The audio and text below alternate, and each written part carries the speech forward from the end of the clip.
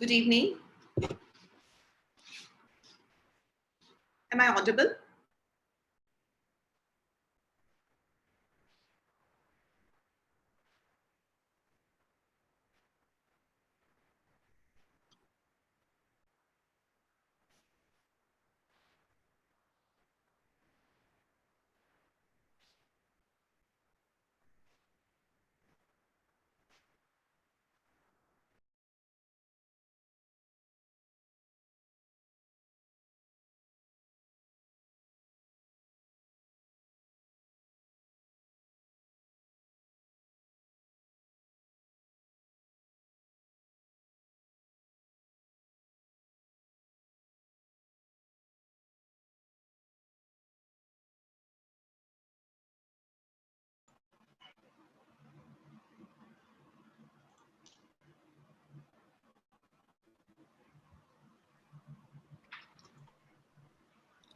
Respected, distinguished senior faculty members, colleagues, and dear residents, a very good evening. I am Dr. Anita Huja, Associate Professor, Department of Anesthesia and Intensive Care, GMCA Chandigarh. Welcome you all to this virtual webinar platform on the occasion of World Anesthesia Day. The theme of today's webinar is the gift of unconsciousness. On this day, 16th of October, 1846, W.T.G. Morton made the first official successful demonstration of ether as an anesthetic. This heralded a new era in the practice of anesthesiology. So today is the apt day to relive the landmark moments of history of anesthesia created 174 years ago to the present day scenario and much beyond.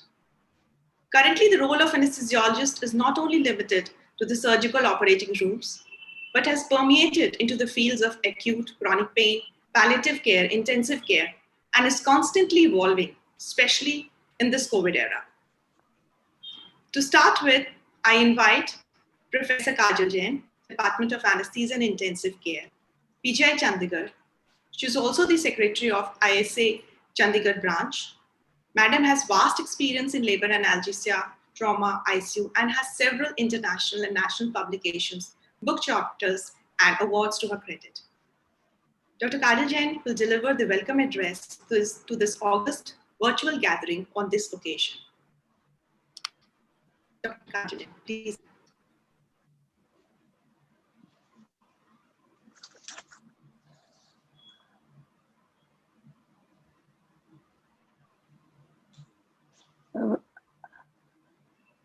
Vanita, I don't know if we are very clear because the voice is getting, it's muffled and it's broken. Is it clear now? Madam, is there any problem that you're encountering?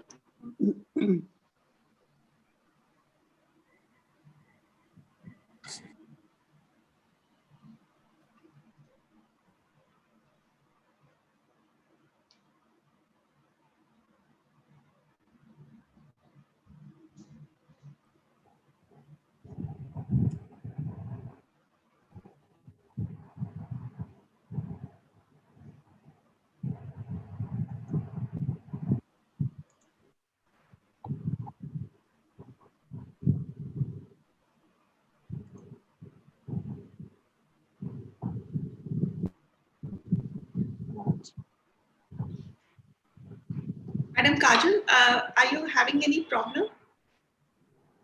Now you didn't unmute us. I was muted from your end. We can hear you. Okay, yeah, now you have unmuted me. So I welcome everybody, respected seniors, my colleagues, friends, and youngsters. And I congratulate each one of you on this World Anesthesia Day today. This is also called National Anesthesia Day or the Ether Day. The day, as we all know, is celebrated annually on 16th of October, year 1846. Well, friends, before the advent of anesthesia, patients were told to bite the bullet. This popular phrase has a meaning that dates back to a time when there were to bite the bullet, while enduring painful surgeries without anesthesia. Aside from the bullet, patients were given sticks, leather straps, and other objects between their jaws to endure the painful procedures. From the ancient time to the current times, the journey has been very interesting. And at today's world, when we are all grappled with the pandemic, we all know that we anesthesiologists have taken the front screen and helped the nation fight this disastrous disease, COVID-19. So from the ancient time till today, the journey has been very, very interesting. And we will come to know through it about it through our talks, which will be started in a few minutes from now. And hello. So please stream in and be with us for the coming next 90 minutes. I welcome on board all the young speakers and our senior faculty to start the program. Thank you, Madam. Now I invite Professor Sukanya Mitra. Madam is Professor and Head of the Department, Anesthesia Intensive Care, GMC at Chandigarh. Dr. Sukanya is also the President of ISA Chandigarh branch. She has received several fellowships, including the Research Fellowship at Yale University, USA. She is recipient of several awards, Rukmani Pandit Award, COPS Award, and she has special contribution in the field of labor analgesia, acute and chronic pain, cancer pain, and palliative care management. Madam has several books in the clinical journals and has several book chapters to look at. Mitra will be speaking on the story of ether. Welcome, Madam.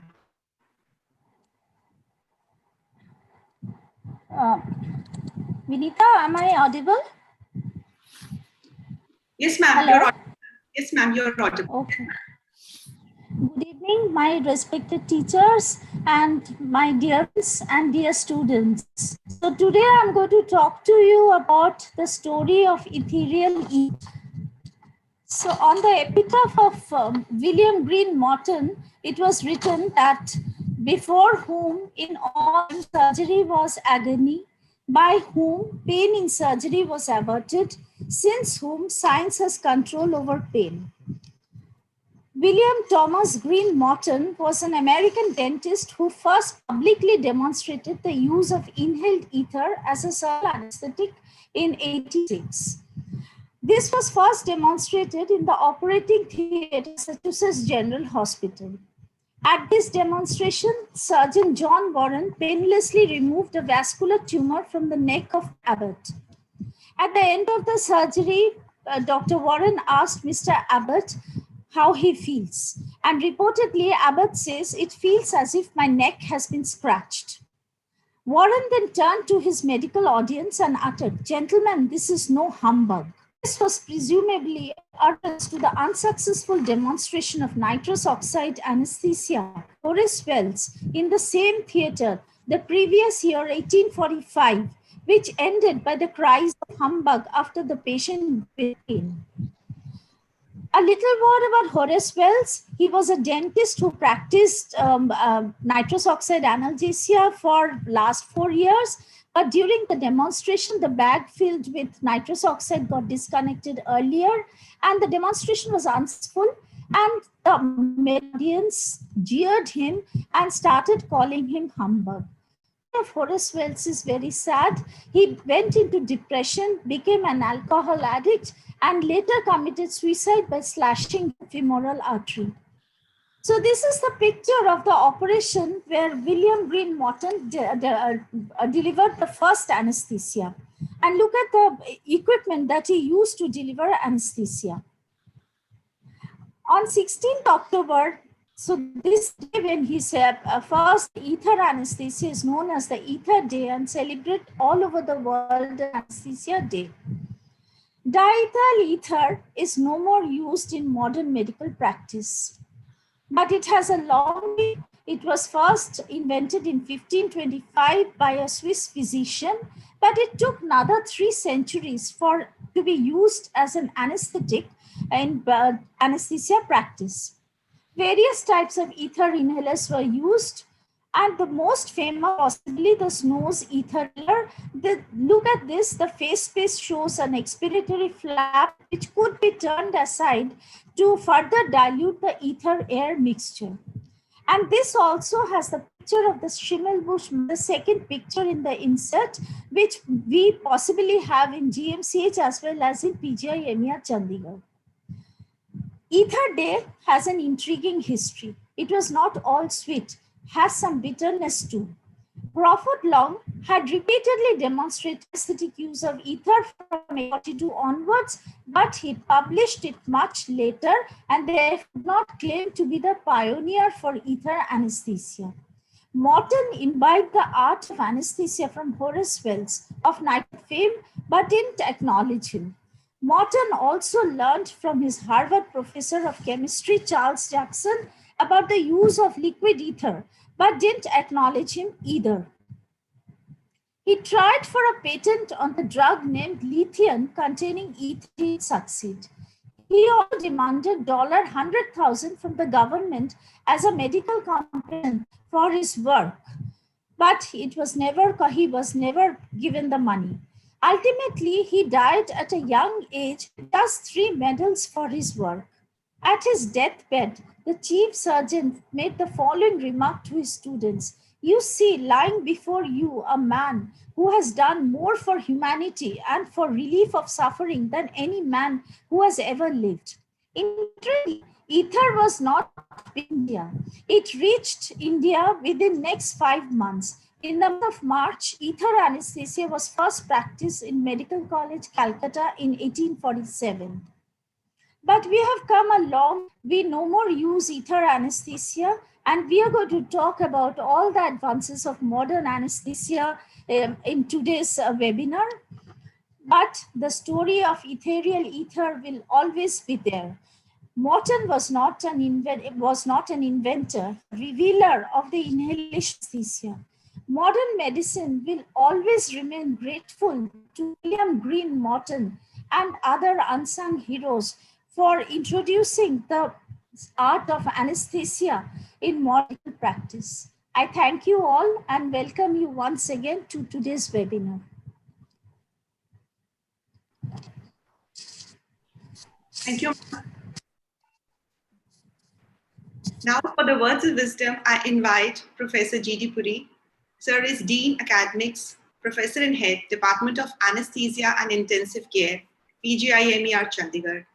He's an ace academician and a researcher and has substantial work done in the field of pharmacokinetic modeling of propofol inhalation agents, STIVA, depth of monitoring, and the CLADS closed loop system. Sir he's a pioneer in the field of anesthesia and now is leading the COVID management in the PGI Chandigarh. Sir will deliver his views on the anesthesiologist as a team leader. I welcome you, sir. Good evening. Am I audible? Yes, sir, you're audible. Thank you. Professor Mitra, Professor Kajal, Professor Sukanya, my other colleagues, friends, students. First of all, congratulations to all on this World Anesthesia Day, which already Dr. Sukanya has highlighted that it was the first successful demonstration of ether anesthesia by William Morton at Massachusetts General Hospital way back in 1846 on this day. Over the years, the evolution which took place in the specialty of anesthesia have made us proud to be anesthesiologists. We have seen our specialty grow from ether to desflurane, and this evolution has been demanding as well as fulfilling. From operating room anesthesiologist who was helping the surgeon to carry out the surgery successfully without any harm to the patient. We have expanded the application of knowledge of acute care inside the OT to the wards outside, developed the specialty into intensive care. From anesthesiologists, we have become perioperative physicians, intensivists, emergency room physicians, pain specialists, and we are always expanding our presence. It has increased our responsibilities also. Today, when the entire world is in the grip of SARS-CoV-2 pandemic and the entire medical fraternity is on its toes to fight this pandemic, the role of anesthesiologist has achieved a great significance and made us frontline warriors. Anesthesiologists all over the world have geared up to give their best to the patient care. It's a challenge for us too, and our institution in particular. We are even coming up to the expectations of society.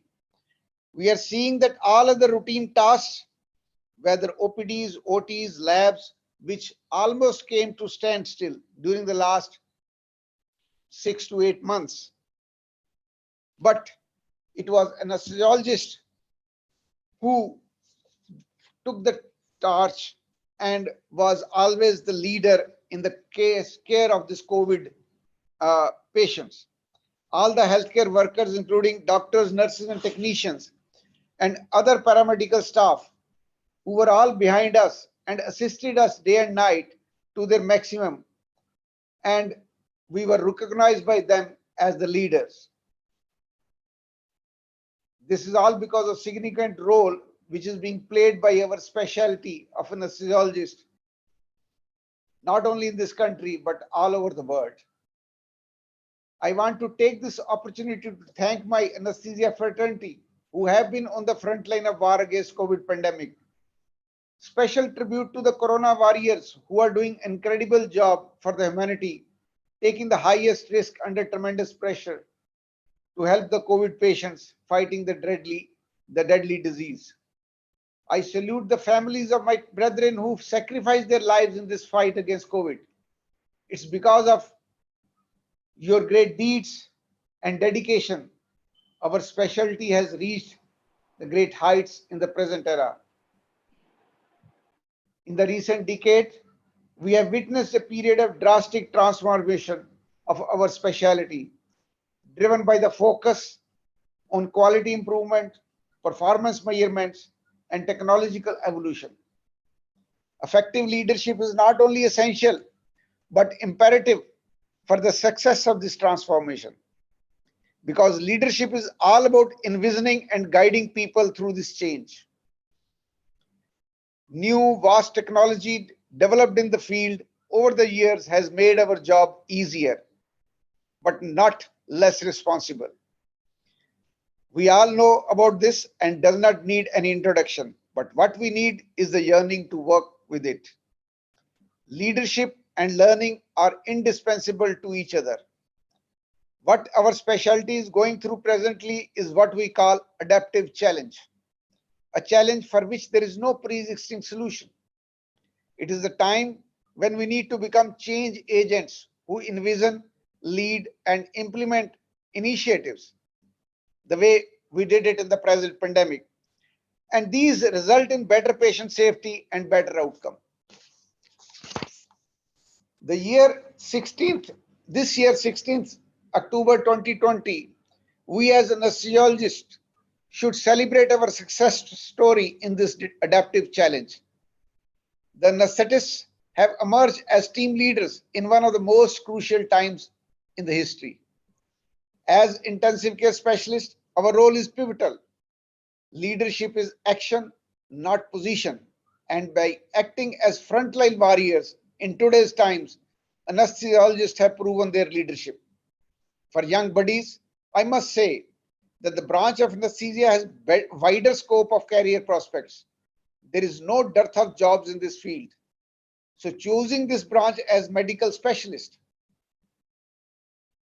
in anesthesia can never leave anyone in distress for any job or any other avenues.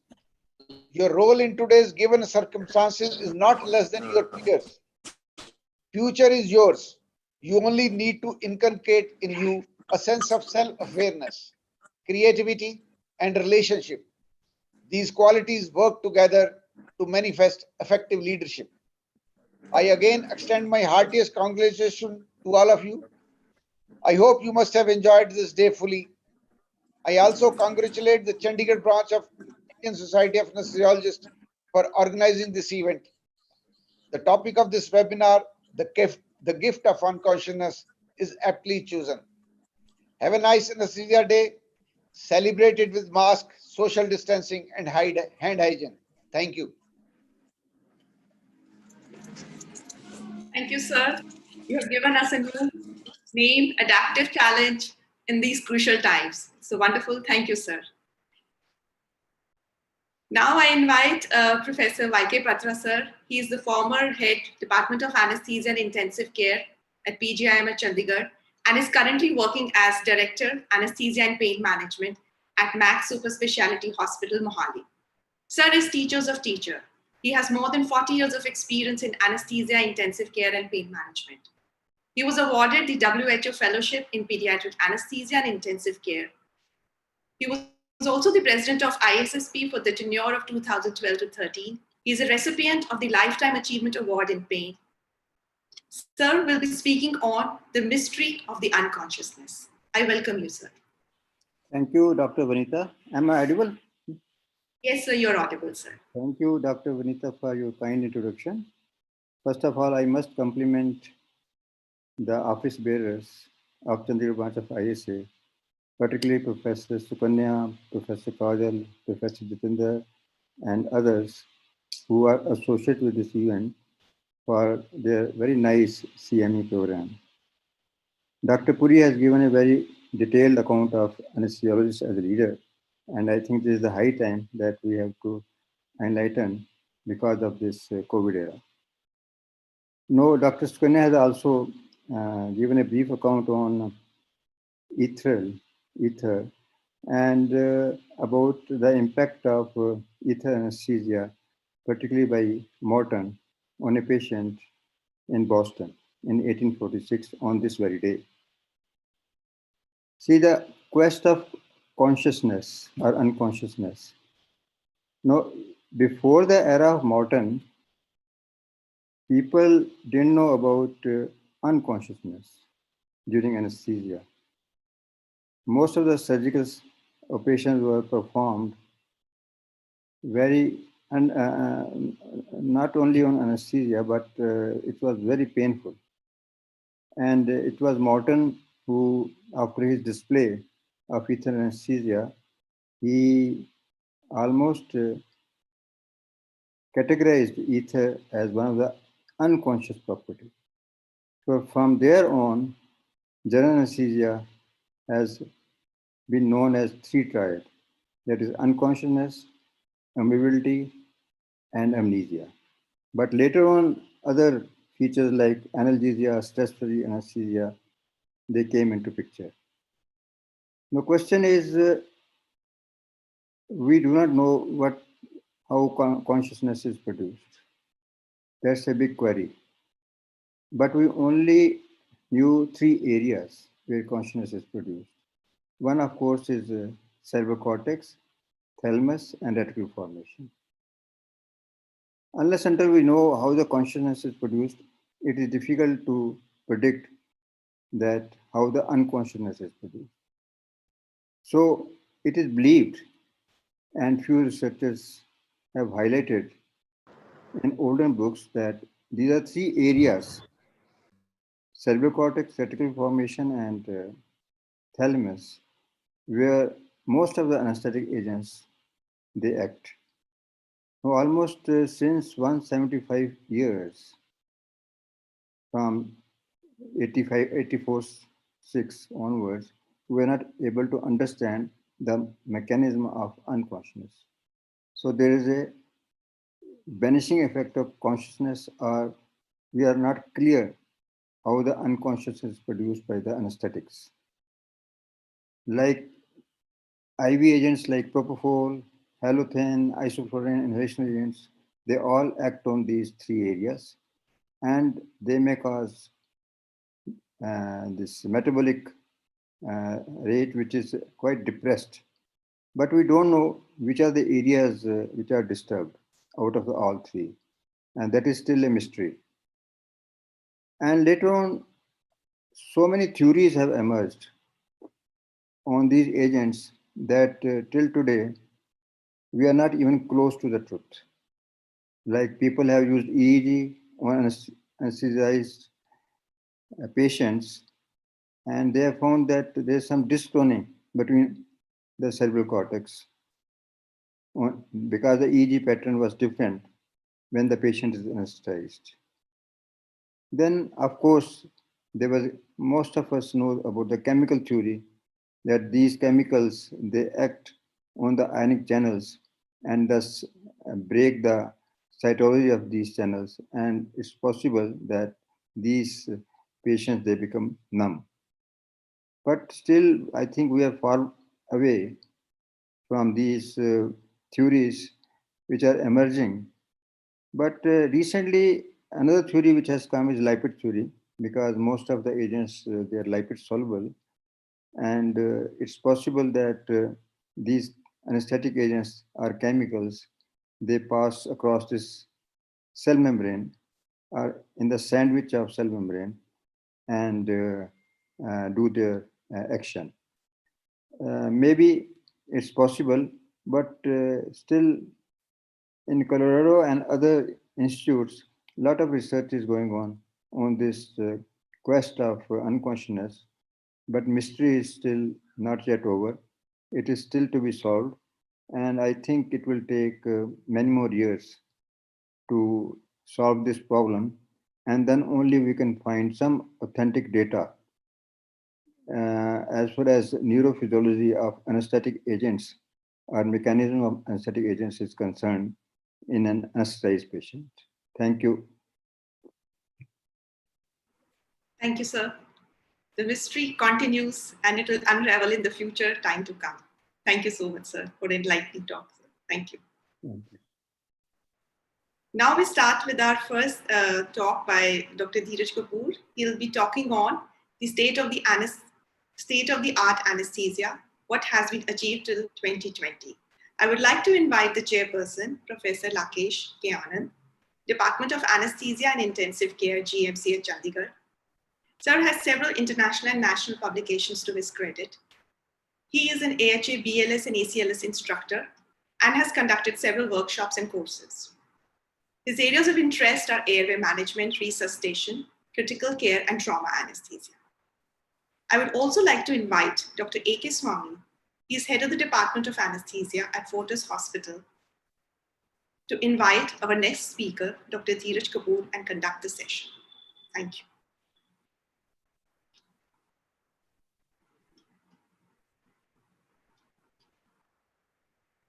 Professor Lakesh K. Anand. Yes, sir. Yeah. Dr. Hello. Am I audible? Yes, sir, you are audible, sir.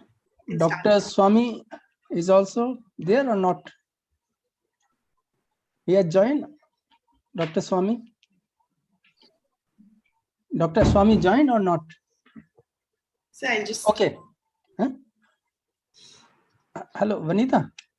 Sir, he is there. Sir needs to be unmuted, actually. Sir is there. Okay. Okay. Yes, he's there. So I'll introduce the Dr. Dheeraj. Dr. Dheeraj is an associate professor in the Department of Anesthesia and Intensive Care. His area of interest in difficult air management, cardiopulmonary resuscitation, and emergency medicine. He has many fellowships like fellow of American College of Chest Physician, fellow of Academic Council of Emergency Medicine, fellow in pain management in the Walton Center of Liverpool, UK, and is diplomat of European, that is EDIAC. Is an instructor for ACLS and other so many societies. He has published nearly 100 papers in international journal. Is a instructor and provider for so many courses like certified by AHA, American Heart Association, FCCS. He is a provider for ACLS, advanced life support, pediatric trauma, this primary trauma support, PALS and NALS, and is a life member of so many societies. I invite Dr. Dheeraj. Please continue. His topic is state of the art anesthesia. what has been achieved till 2020. Dr. Dheeraj.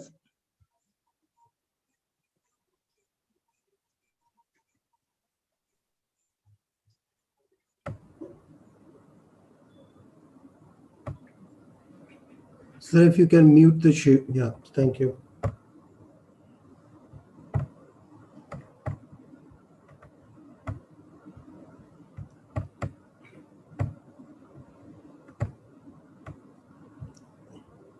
Okay, sir, thank you for a nice introduction, though I'm still in the initial stages, I think.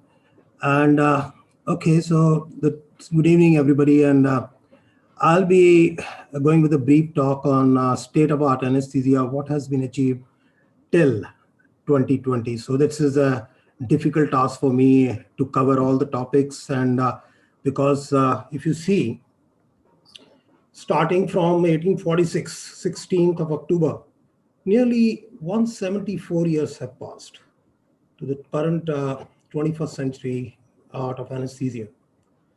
So what have been done in so many years?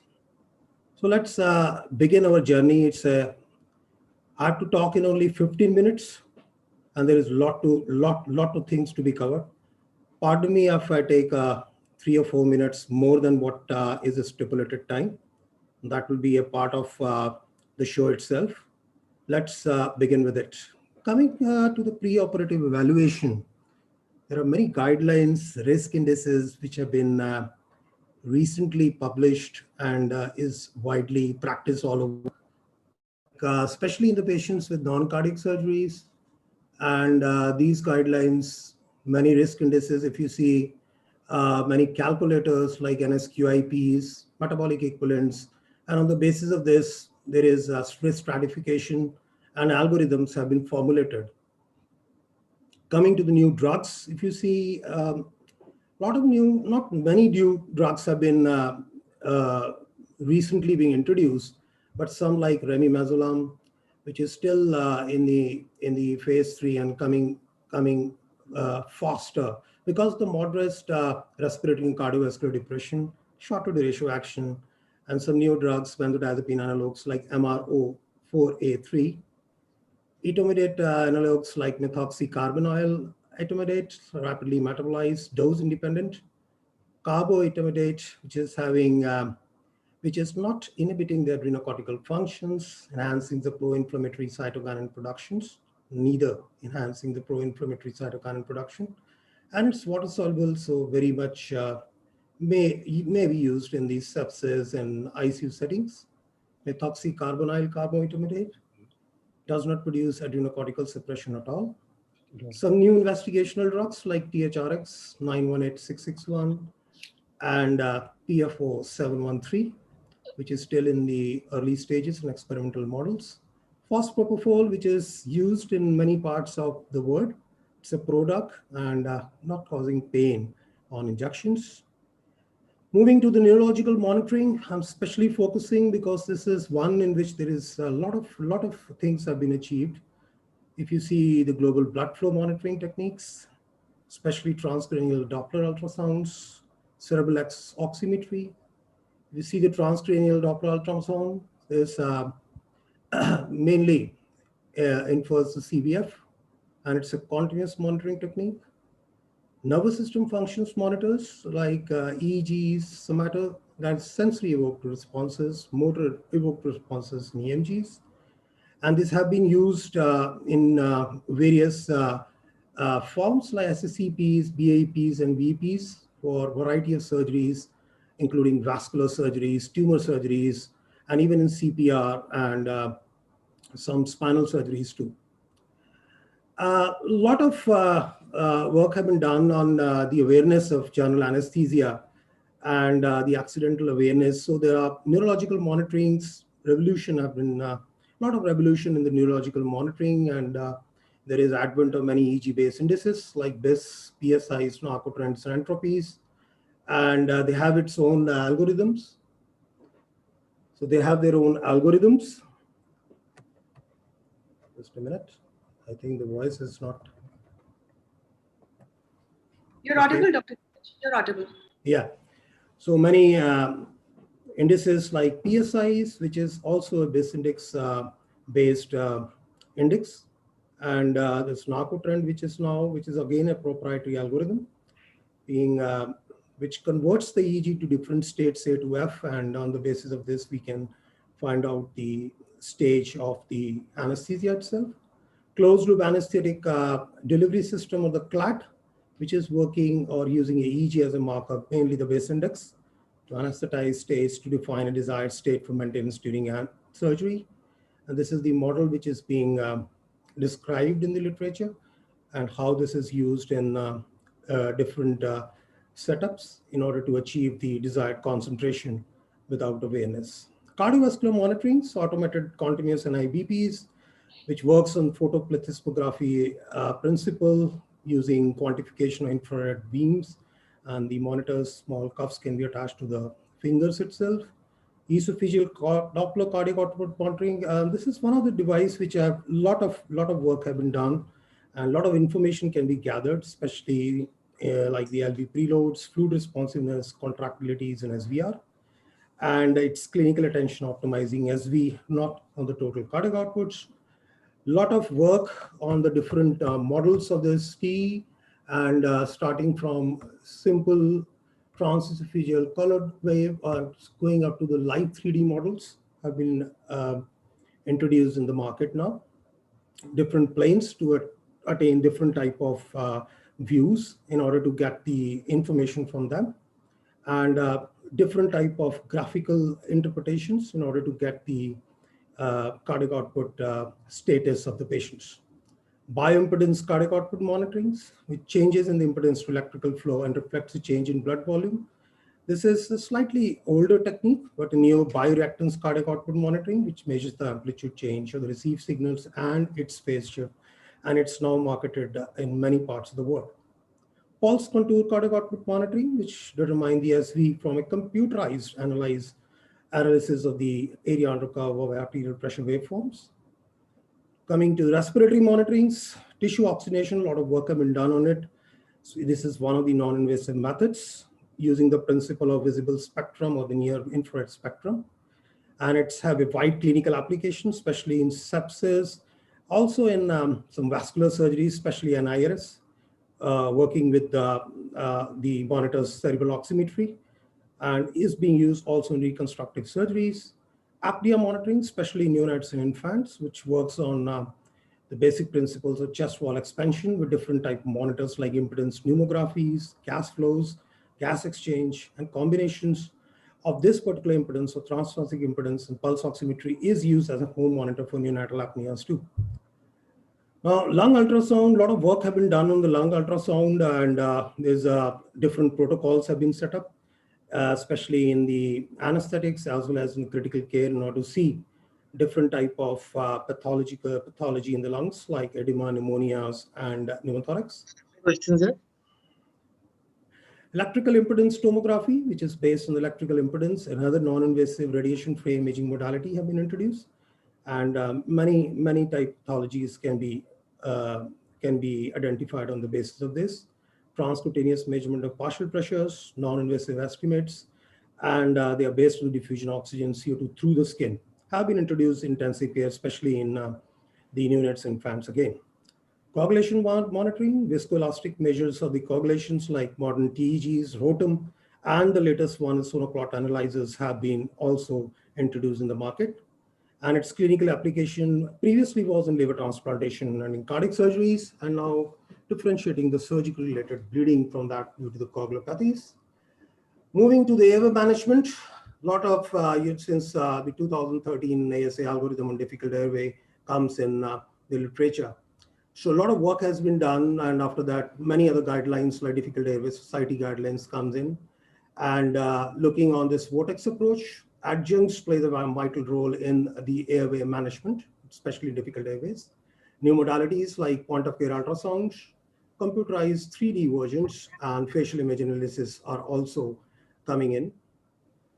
Talking about the pre-oxygenation, the Thrive is used worldwide now, especially this is one in which humidified oxygen at a very high rate to produce some amount of CPAP in order to get the desired pre-oxygenation levels. Airway management techniques, a lot of work have been done on flexible rigid fiber scopes, video laryngoscopes, and different types of stillets introduced and LMAs. Flexible fiber scopes, a lot of fiber scopes have been introduced in the market, and the latest one works on CCD and CMOS technology, which is having the better vision acuity, and the panoramic view can be achieved. बात करेंगे मैंने And also, आएगी कुछ बता दूं hello, can somebody mute others, please? Yeah, so flexible fiber scopes, and then comes Bonfils rigid fiber scopes, which have been also used in, and a lot of work have been done, especially have in difficult airway management. Video laryngoscopes, there's a plethora of video laryngoscopes now in the market, and seeing not in the line of vision, and especially used in difficult airways and in certain other situations. Intubation aids, stillets introduces. A lot of exchange catheters like Cook exchange catheters, and lighted stillets like tracklets comes originally, and then comes a lot of others like tubostats and fiber optic slits. And then comes the supraglottic airway devices since the advent, the first paper which was published by Archie Gray in 1988. Many now there are many generations, 3 generations of supraglottic airway devices which are there in the market. Coming to the regional anesthesia, the work on these central axial and peripheral nerve blocks. A lot of new drugs have been introduced like levobupivacaine and ropivacaine and atidocaine and all those other drugs which are less toxicities in the market. A lot of work have been done on these needles in order to increase the safety profiles, pencil tips and two-hosted needles. A lot of different catheters, spring-loaded and polymer-coated, antibiotic-coated catheters have been introduced. A lot of guidelines have been published on the regional anesthesia, especially nowadays when patients, most patients have comorbidities and on thromboprophylaxis. So guidelines have been published in regard with that. Ultrasound plays a very important role, and a lot of work have been done on regional anesthesia using ultrasound guided techniques. Coming to the flutes, a lot of colloids are now there in the market, though the safety concerns are still are taken into considerations, and the adequacy required high power trials. Blood management, component transfusion therapy have been introduced, and the focus is now shifted to the non-infectious serious hazards of the transfusion. And if you see like taco, trolley, trim, so these are some of this, or the microcharism which is being introduced, and this focus from the infectious to the non-infectious have been shifted. The concept of patient blood management, that's a modern transfusion medicine, maintaining the hemoglobin concentration, optimizing the hemostasis and minimal blood losses.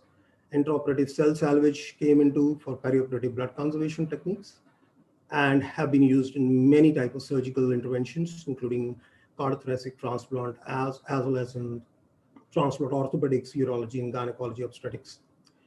Component therapies, algorithms have been developed for the component therapies, so massive blood transfusions, which component in order to conserve the RBCs or in order to rule out the transfusion of RBCs only per se. And a lot of work have been done on the coagulopathies, initial therapies, and the final workup. Synthetic oxygen carrying capacity substances have been introduced like HPOCs, 201, hemoglobin glutamers, hemopures, in order to, that doesn't need any cross-matching, and the virus transmission risk is nearly nil. Shifting to the inhaled anesthetic delivery systems, modern anesthetic workstations, so we called as complex to a number of safety features, coming with the flow sensors, different type of electronic flow sensors in order to see if any hypoxic mixture is not delivered, and with different types of what we called as the sensitive oxygen ratio controller, or the SOC devices have been introduced. DIS and other systems and coupling devices have been introduced. Modern vaporizing systems, especially focusing on the injection vaporizers, dual circuits vaporizers, and anesthetic reflectors. Here you can see the desflurin, and there is an Aladdin vaporizers have been introduced. And this is one of the injection vaporizers, Aladdin again. And this is another for preservation of the anesthetic gases called Anaconda, which shows the flow of the gases, especially used in intensive care settings. Then comes the ventilators in the anesthetic workstations, mechanically driven. Previously they were ascending or descending bellows, but now the piston type of ventilators which are computer controlled, and a stepper motor is used instead of the compressed gas and being introduced in the market. And this is the assembly, how it is, the piston type of inspiration, expiration is being used. And there are some other like the reflector gas flows in order to conserve and to give the precise concentration of the anesthetics have been also marketed, especially by some companies. One of them is Mac with Flow I anesthesia workstation. Ventilators now have a turbine technology to generate the mechanical ventilations, and using this small turbine fan to generate a high speed to create pressure and flow. Advantages: better pressure support, ventilation, and accurate tidal volume, and better responsiveness to triggering. This is how the turbine works, and there is a whole mechanism how this works in this particular settings. Scavenging systems, a lot of work have been done on this, and changed from the open scavenging system to the closed one in order to decrease the air pollution in the anesthetics or the operating theaters. There are a lot of recommendations on the pre-anesthetic checkouts, and a lot of guidelines have been published and work have been done. A lot of anesthetic checkout list have been published, which is there in the literature. Then comes on the intravenous drug delivery systems. Target control infusion devices have been introduced, especially used for the TIVA. These are more of like a computer microprocessor control systems, and working on the multi-compartment pharmacokinetic and dynamic model, and typically to achieve plasma effect site concentrations, and also steady state concentration. Different type of models have been introduced in the market and is commonly used all over the world. And different pharmacokinetic and dynamic models like Minto models for remifentanil, and very common Schneider and Marsh regimen, which is used for the propofol. Shifting to the cardiac surgical procedures, now come the off pump or op cap is being introduced, and the anesthetics, the delivery of anesthetics is totally changed because of this. And though the advantages is faster recovery and reduced procedure cost. And the minimally invasive coronary artery bypass, so the mid-caps, again, with the less morbidity and mortality and faster recoveries. TCAP have been introduced, and different type of TCAP is basically, again, a minimally invasive approach, and it's in conjunction with the CPB. Is being used in many type of surgical procedures. And that's why hybrid coronary vascularization, that's a procedure which is being termed as, and that's why there are special hybrid operating rooms or ORs have been constructed, and a lot of work have been done, especially for procedures like electrophysiological procedures of percutaneous valvular lesions, TAVIs, and ventricular assist devices, left atrial appendages, mitral clippings. So these are the devices which is used in this hybrid operating rooms. A lot of work have been done in thoracic surgery, especially on the preoperative evaluation and optimization, using cardiopulmonary exercise testing as one of the tool, and coming second at 6-minute walk test and metabolic equivalents. Work have been done on geriatric patients. Algorithm have been developed for that too, especially for thoracic non-cardiac surgeries. VATS have been introduced. Again, the advantage is it's a minimal invasive, so less morbidity, mortality, and less pain and early recovery. Options for the lung isolation, many type of particular tubes for one lung ventilations, starting from the initial double lumen tubes, and now bronchial blockers are there in markets with different models. Univent tubes have been introduced. Some of the DLTs, which is also used for the cardiac output monitoring, called ECOM DLT. These are the different type of models of the tubes which are being used, the Ease tube and the Cohen and the ARNT blockers. Then coming on the robotic thoracic surgeries, a lot of institutions are now running this robotic thoracic surgeries, and there are a lot of specific anesthetic considerations taken into account. Fetal surgeries also is a newer area in which specifically fetal image guided surgery for intervention therapies have been introduced. And the exit procedures, which allows the fetus to remain supported by the placental unit with adequate oxygenation perfusion for surgery. So this is exit procedures, different type of exit to airway, exit to resection, exit to ECMO, and exit to separation. Different type of surgical procedures have been done by the exit procedure itself. and there's modification in general anesthetic technique, which is being introduced in. And there are some very specific algorithms for the preoperative consideration in GA surgeries. Moving to the pediatric regional anesthesia, again, the main advantage is decrease concentration of the local anesthetics and number of punches and increase in onset times. A lot of blocks have been described in literature and widely practiced all over the world. And just to have the precision in the regional anesthetics and taking into account of different physiological and anatomical differences of the neonates, infants, or in pediatrics as compared to adults. So it is being introduced in. And new drugs have been used very widely all over, like levobucane and ropivacaine, with some adjuncts like clonidine, ketamine, and sufentanil, fentanyl, and have achieved quite considerable amount of benefit as compared to the risk, especially with the ultrasound guide techniques, and have been used with different type of local anesthetics, and the recommended doses have been mentioned, and devices which is used smaller needles have been introduced in the market. Robotic surgeries, coming to that, so that's major concerns. As you know, in robotic surgeries are not the independent robotic surgeries, but it's helping and aiding skilled surgeons, and variety of procedures have been done, but major concerns are the CO2 insufflation extreme positions. And though it's a minimally invasive techniques and faster recovery, fewer mood complications, shorter hospitalization is its advantages. Laser surgeries concerns mainly, of course, the advantages is precise cutting and minimal bleeding. So, but it has its concern of fire. So the fire algorithms have been developed. The different fire algorithms, how you go with it, and what are the procedures or what are the equipments which should be there in the operating theaters using the laser surgeries.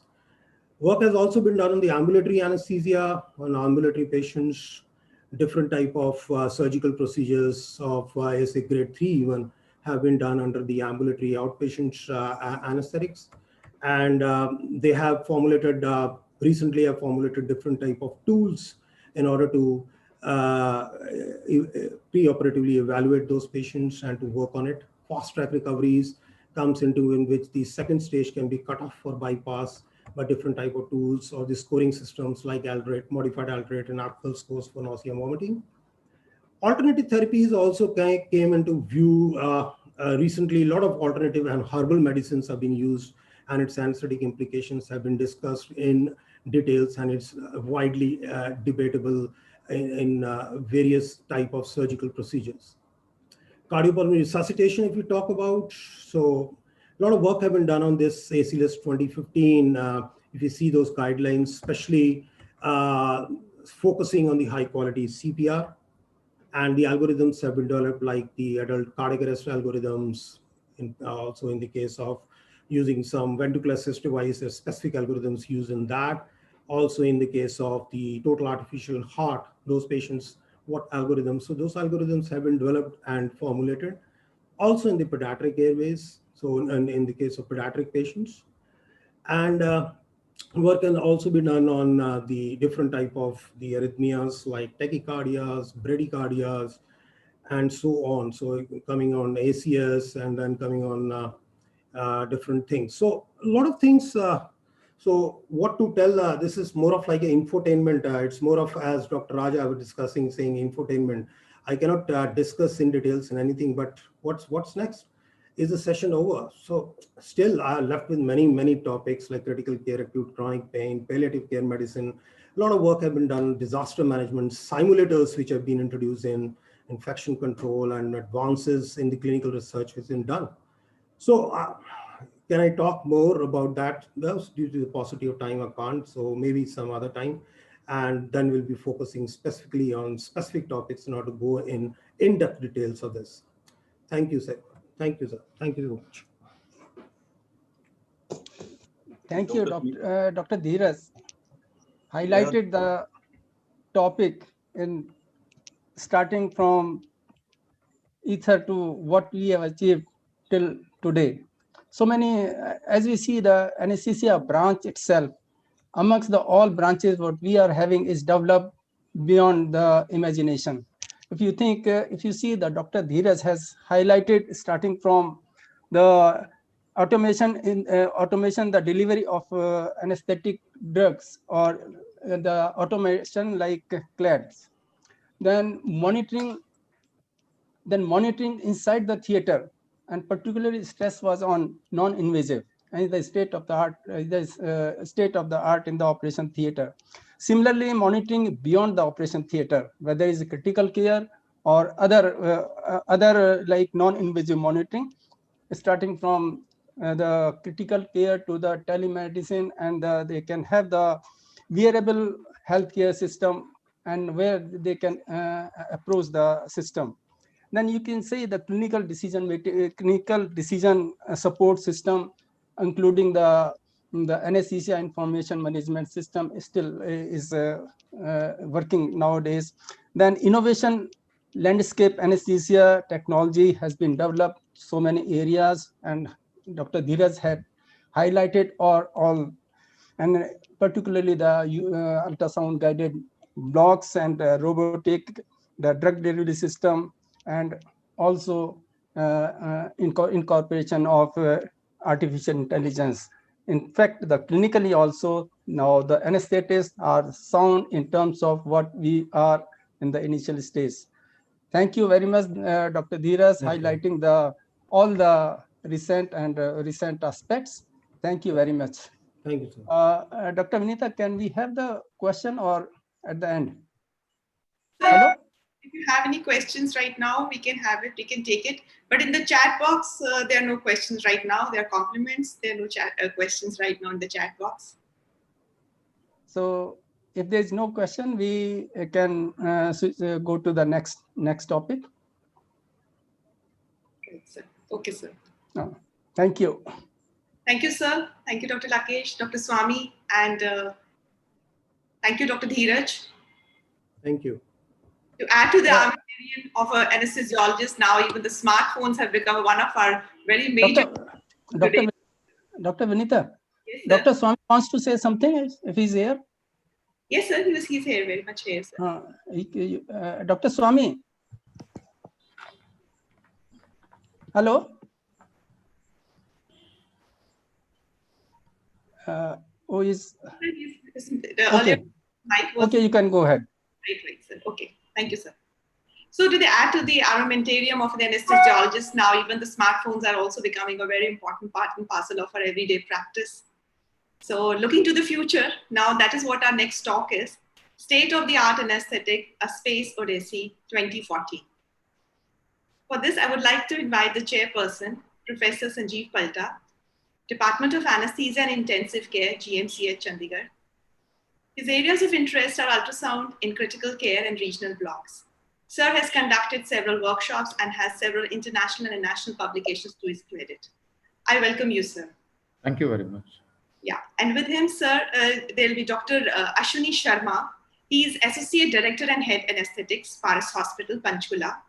Dr. Ashwini is an ACLS instructor, ATLS provider, and he has done fellowship in liver transplant anesthesia. Sir, you can start this session and introduce the speaker. Thank you very much, Dr. Vinita, and my sincere thanks to all the organizers for giving me an opportunity to chair this session. And I have the privilege to introduce Dr. G. Rajarajan. Dr. G. Rajarajan started his academic odyssey in anesthesia from PGI in 2012 and completed with the DM cardiac anesthesia in 2018. And he has 8 years of experience. He has more than 12 publications, including one chapter in the book also. And he's a member of the management committee for the anesthesia information management system. And he has many funded and non-funded projects going on.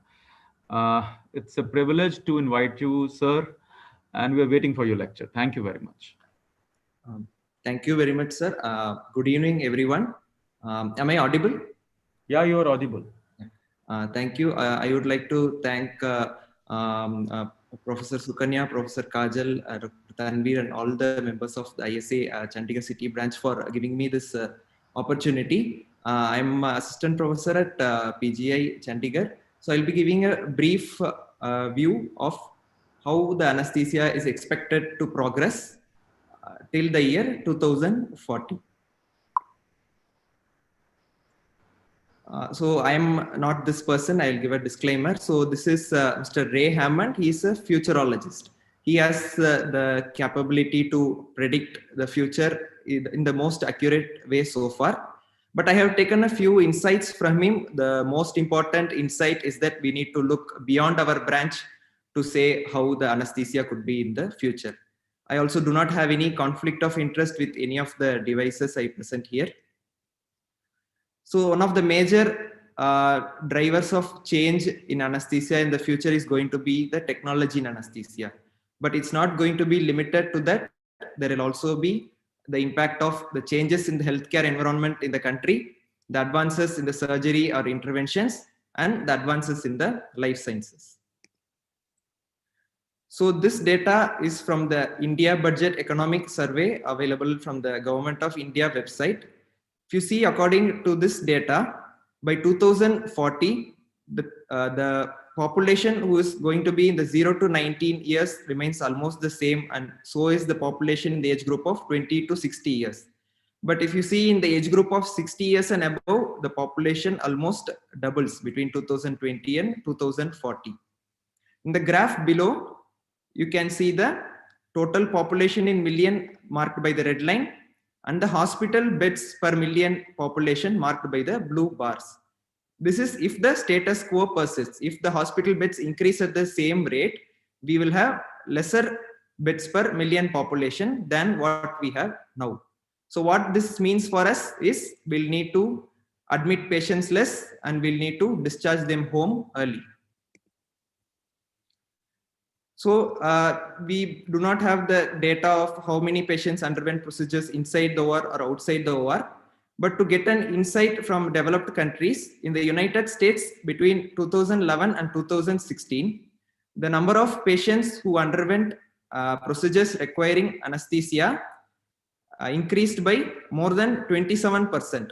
That means it could either be that the patients who are from the operating room went to procedures out of the operating room, or there were more patients who did not require non-operating room procedures but who required now. So how could this happen? One example which I would take is the procedure of aortic valve replacement. Previously, the surgical aortic valve replacement was only the solution for patients with severe aortic stenosis. But for the last 2 decades, the new procedure which has been developed is the transfemoral aortic valve replacement. It is a percutaneous procedure performed in the cath lab. Until 2014, this procedure was reserved only for patients who had a high surgical risk. This was done because the efficacy of this procedure was not known. But in 2017, this recommendation was upgraded, and now even patients who have intermediate surgical risk may be considered for a cath lab intervention rather than a surgical aortic valve replacement. This is the situation till 2020, but it does not stop with that. If you see to the bottom right, there is a meta-analysis conducted and published in 2020.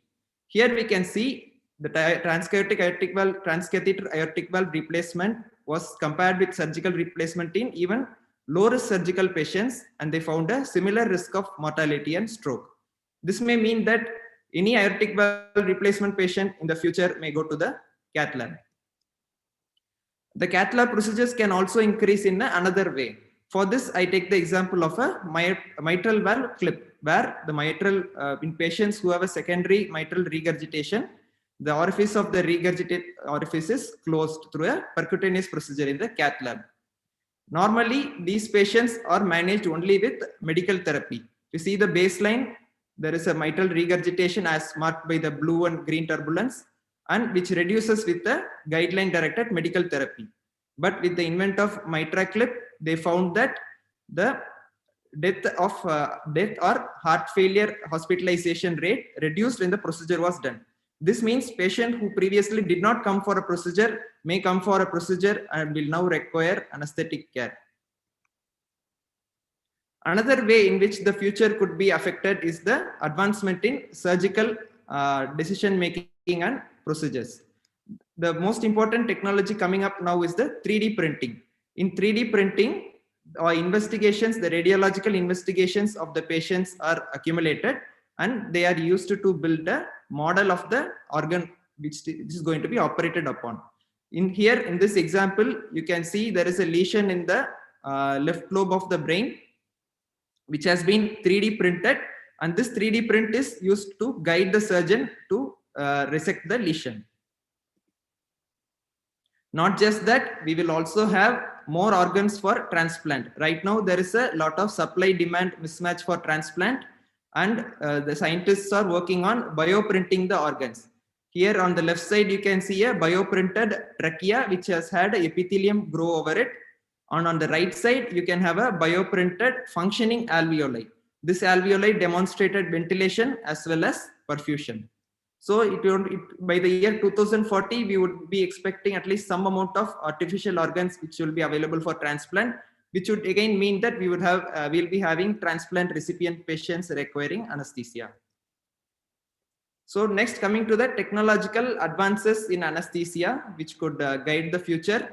It will be in the form of enhanced monitoring, data management, machine learning or artificial intelligence, personalized anesthesia, newer drugs or better understanding of the present drugs, the availability of newer training modalities, and more expanded roles and responsibilities for the anesthetist.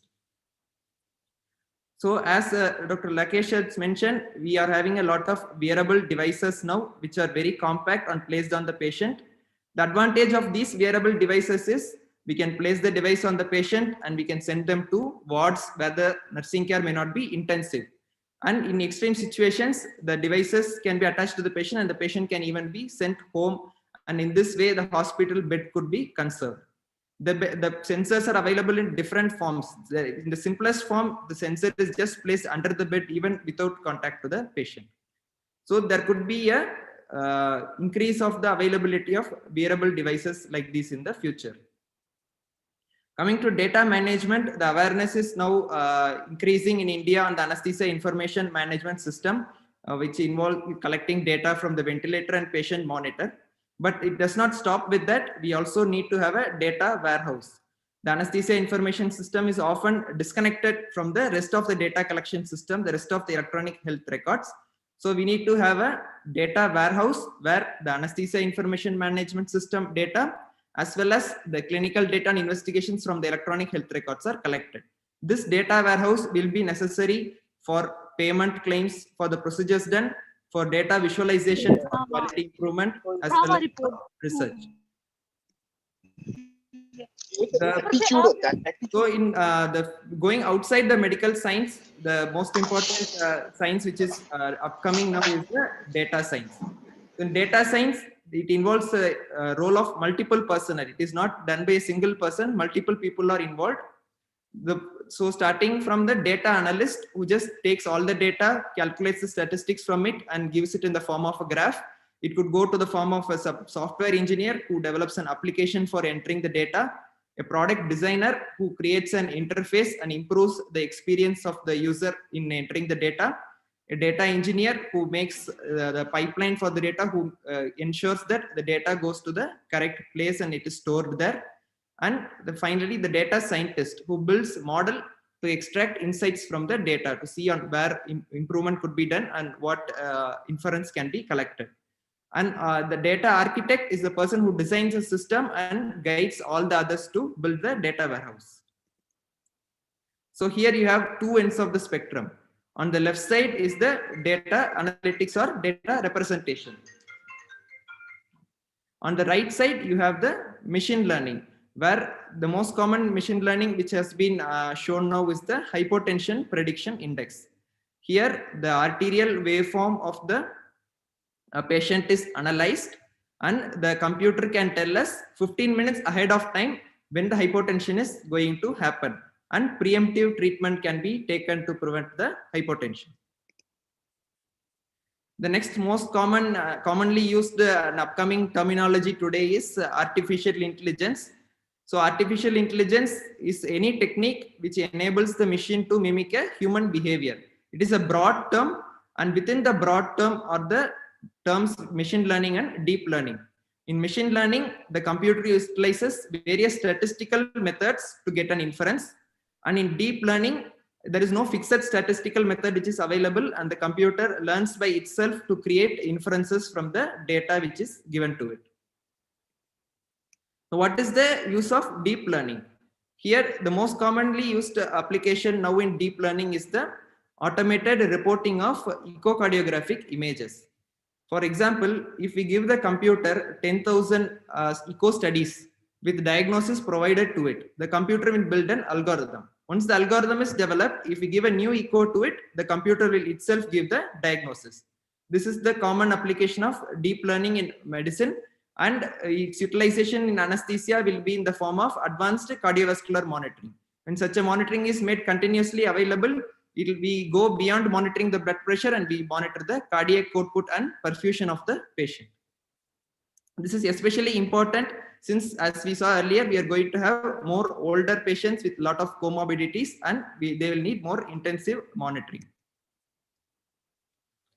The next important development which could take place in the future is the personalized anesthesia. By 2040, it is predicted that all human beings born will have their DNA sequenced by that time. So when we have a large amount of genome data present in the patients, we will need computers which have a lot of processing power and which processes complex information to give us data. So here comes the role of quantum computing. Previously, the technology to keep the superconductor state was not available, and it is now available. So in the future, what we could expect is we give the genome of the patients to the computer and we feed the feed the names of the drugs which are going to the patient, and the computer will give us the amount of drug which needs to be administered to get the desired effect. Next comes the nanomedicine utilization in anesthesia. As we know, there is a lot of emphasis on avoidance of opioid in acute as well as chronic pain. We are using more of opioid-free anesthesia. Similarly, it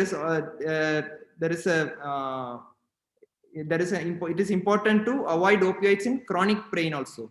So nanomedicines can help this. In nanomedicine, the routinely used drugs are modified in the form of nanoparticles and then given to the patient. They are targeted delivery. The drugs reach the site at which it has to act, and they deliver it in a timely manner, which defines the term metronomic delivery and chronotherapy. So as Professor Batra had mentioned earlier, we are still not sure about the mechanism of anesthetics, and around 10 years back, the most common mechanism which was cited was the lipid theory. So the inhalation anesthetic interact with the lipids at the molecular level and produce unconsciousness. Now the scientists are looking beyond it, and what they suggest is that it may go beyond the molecule and it could act at the subatomic level, at the level of quantums. So there is one article in Nature published in 2019 which explains this. So I tried to read this article and I was eager to explain it, but I think it would be 2040 by the time I understood this article. So the next important advancement which is already happening and which will be important in the future is the use of virtual reality or augmented reality. So virtual reality or augmented reality is going to be useful both for training as well as in patient care.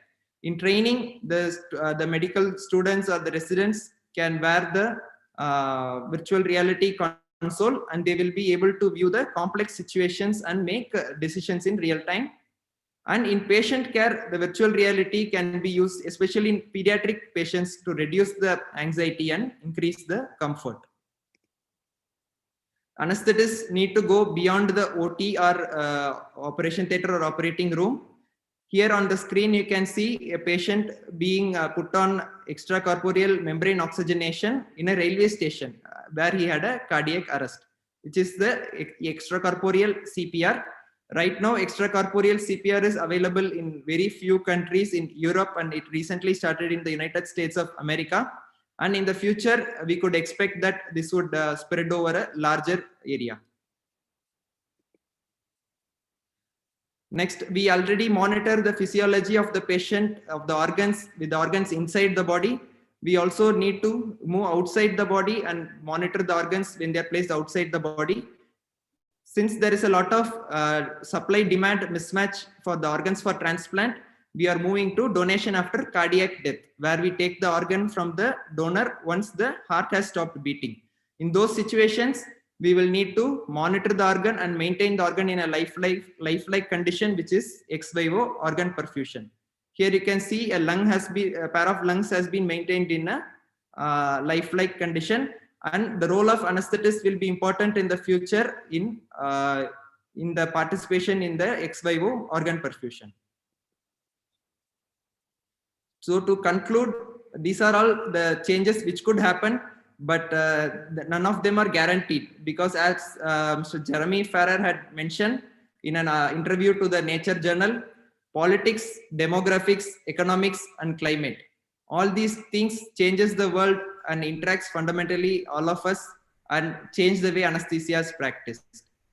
However, the journal article was published last year and he missed the pandemic in the equation. Thank you. Thank you very much, Dr. Rajarajan, and Dr. Ashwini. I request you to start the session. I'm question answering, and then I'll join with you. Indeed, a very beautiful presentation, Dr. Rajarajan.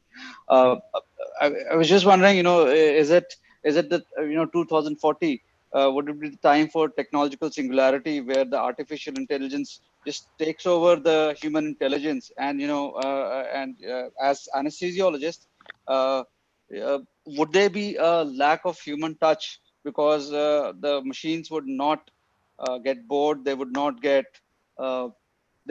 tired, they would not lose concentration despite long hours of work. So this is a common concern among everyone, that artificial intelligence will create one is loss of jobs and another is loss of interaction, but it could actually work the other way around.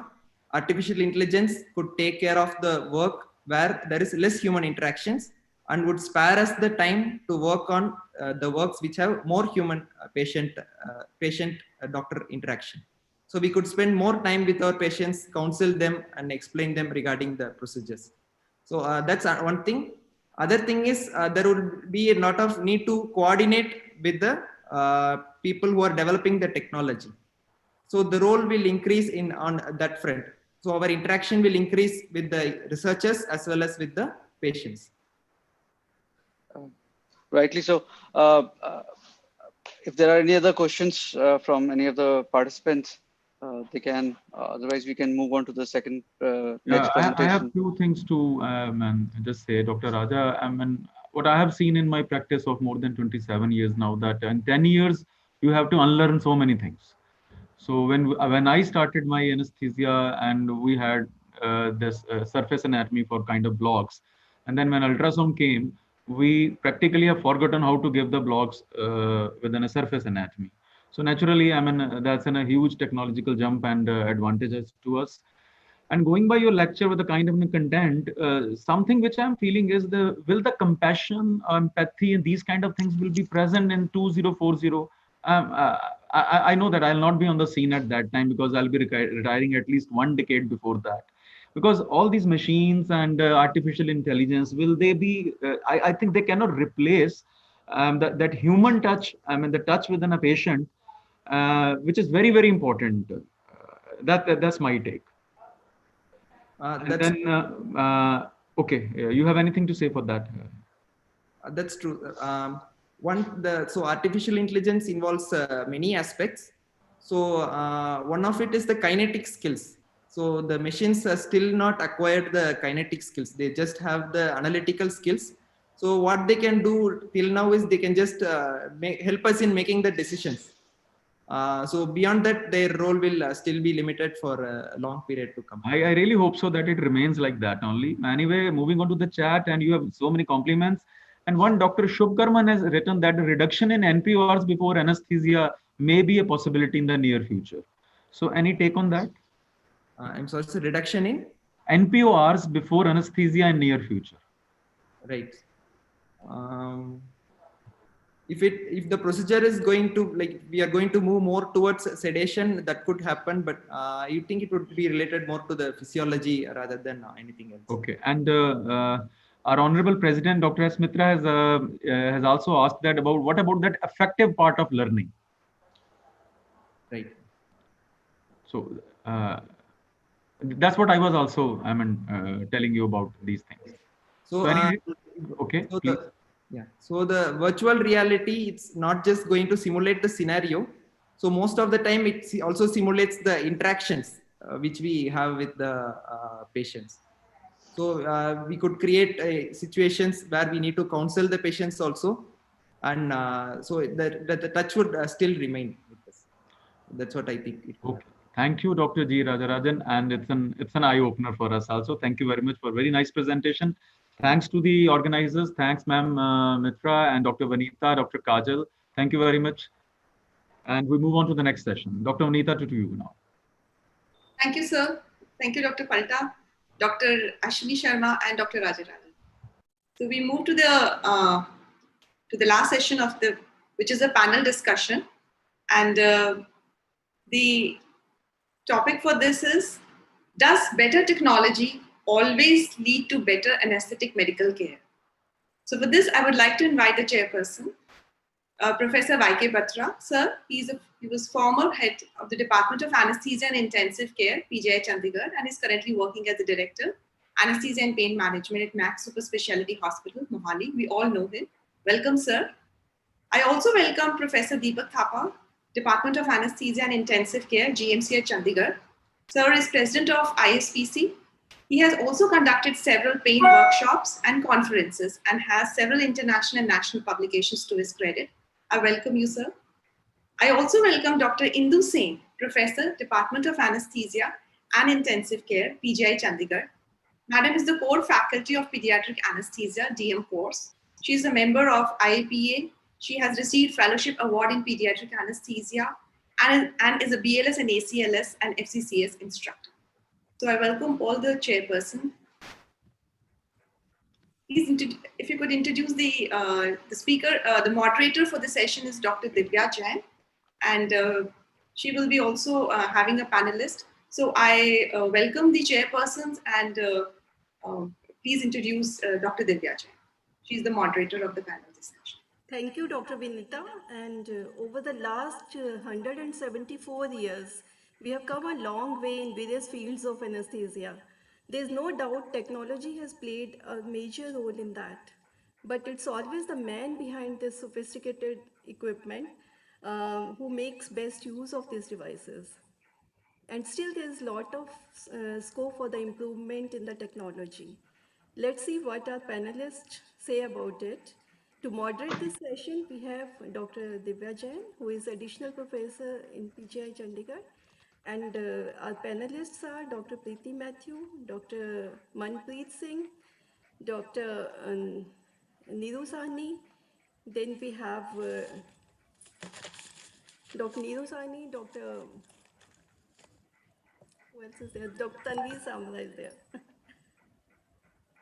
Welcome you all. Dr. Divya, please. Yeah. A very good evening to all the seniors, colleagues, and my dear friends.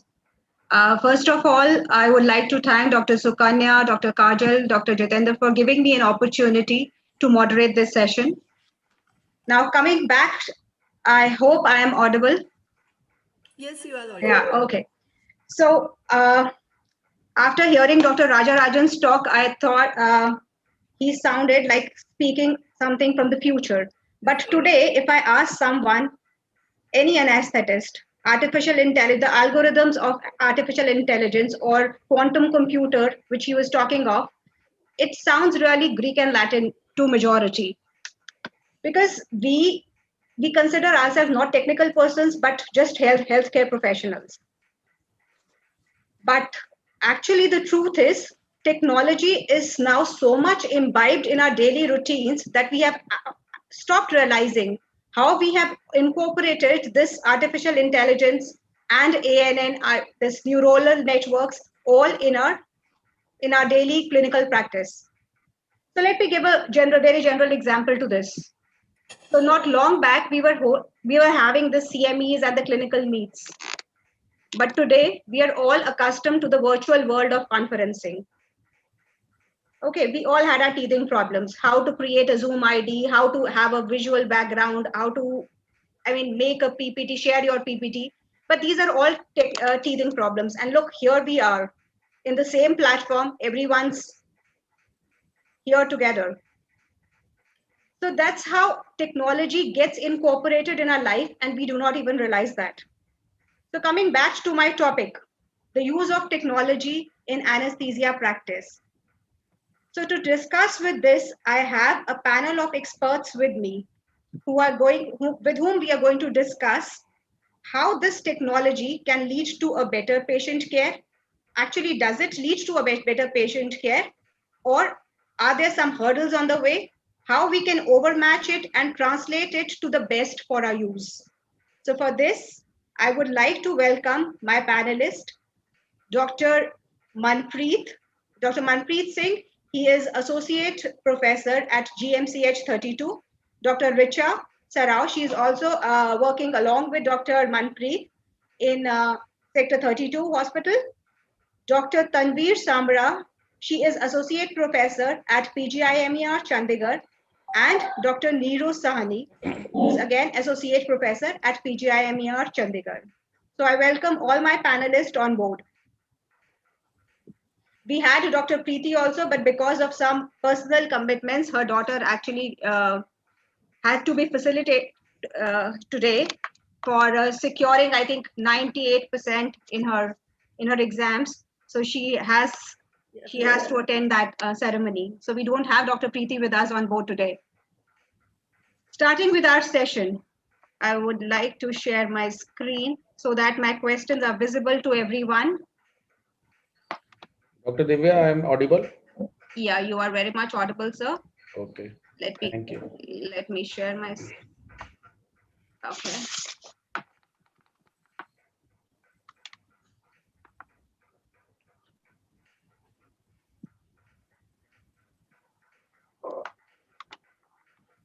Yes. Is my screen there? Yes. Okay. So, Dr. Manpreet, starting with you, what are some of the procedures, surgeries you can assist coolly now that you actually considered physically and mentally draining 10 years back? You have had that kind of a long experience now. What do you have to say to that? First of all, I'm thankful to all the organizers and thank you to ISA Chandigarh branch and Dr. Divya. Now your question, which is very important. What are some procedures or surgeries I assisted coolly now? I was considering physically and mentally draining 10 years ago. So 10 years have passed. There are so many, Dr. Dheeraj has given us so many things which have been there in the last 10 years. What I simply from basics, I'll start from the basics that there it can be divided into general anesthesia procedures or regional anesthesia procedures or the specialty anesthesia procedures. So if right from the start of the pre-medications to the pre-operative advices and to the general anesthesia techniques, I say that first of all, there are many drug delivery systems and drugs which I'm comfortable now. The types of drugs, I'm very comfortable with propofol. I'm very comfortable with different like etomitate, and I'm very comfortable with vecuronium. Then I am comfortable with the laryngoscopy. Video laryngoscopy has totally changed the scenarios. Supraglottic airway devices, they have totally changed the scenarios. So I'm very comfortable with those.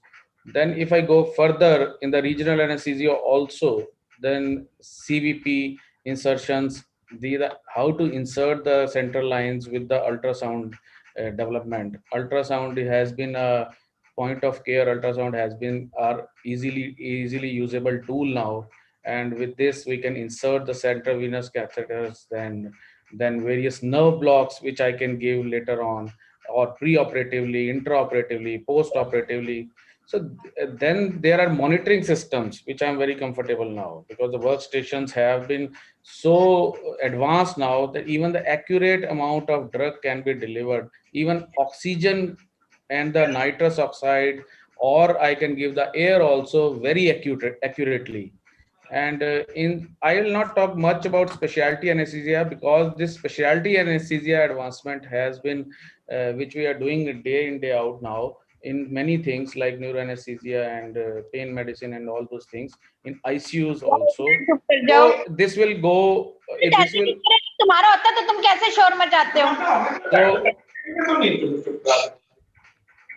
So I think the specialty anesthesia have also been very much advanced now. So I'm very comfortable with ICUs also. Now when I perform the various procedures there and with the modern technologies. Yes, they have their own disadvantages also, but I'm comfortable and I'm coolly doing many things now, which I used to be. When I was trained in my, let me talk about something about my post-graduation. When I was trained way back in 1997 to 2001, I was just having a pulse. I was just having the pulse and in one hand and blood pressure with the other person sitting on the other side. And we were pressing the ambu bags and at these vein circuits with the anesthesia bags. And so that was the time I started, and now I'm very comfortable. And for the last 10 years, these advancements have given me so much confidence in my anesthesia practice. Over to Divya. Yeah. No. Thank you, Dr. Manpreet. Oh, that's you have enumerated a lot of things. I think over the years you have stopped draining your sweat a lot in anesthesia OT and find it quite cool to do your procedures. So definitely technology has helped you a lot over these years. But this is one aspect of helping the anesthetist, the technological advancements, how they have helped the anesthetist. But what about the patient care? That's the other side. So, Dr. Richa, do you think, Dr. Richa, do you agree that advancement in technology can enhance the physical and mental recovery, improving the overall well-being of anesthetized patients? So good evening, Dr. Divya. Am I audible, please? Yeah. So at the outset, I first of all thanks all my senior colleagues, Ma'am Sukanya, Ma'am Kajal, for giving me this opportunity. And I extend a very warm good evening to all my seniors, mentors, teachers, colleagues, and of course, students. So Divya, I think technological advancements, they have definitely led to promising results in the healthcare system. Now, you know, if you go by Dr. Manpreet, he has very appropriately described it. If you see a simple technological advancement, when we were postgraduate students, I think most of us will relate to it. We didn't have much access to capnographs, you know, pulse ox, and especially getting the small children down cleft lip, cleft palate. We used to assess by the skin color or many other parameters. So simple use of pulse oximeter and capnography, it has made the patient's safety. It has. Hello, am I audible? Yep. Yeah, you are audible. So it has made these patients safe. It has made it very, very safe for the patient.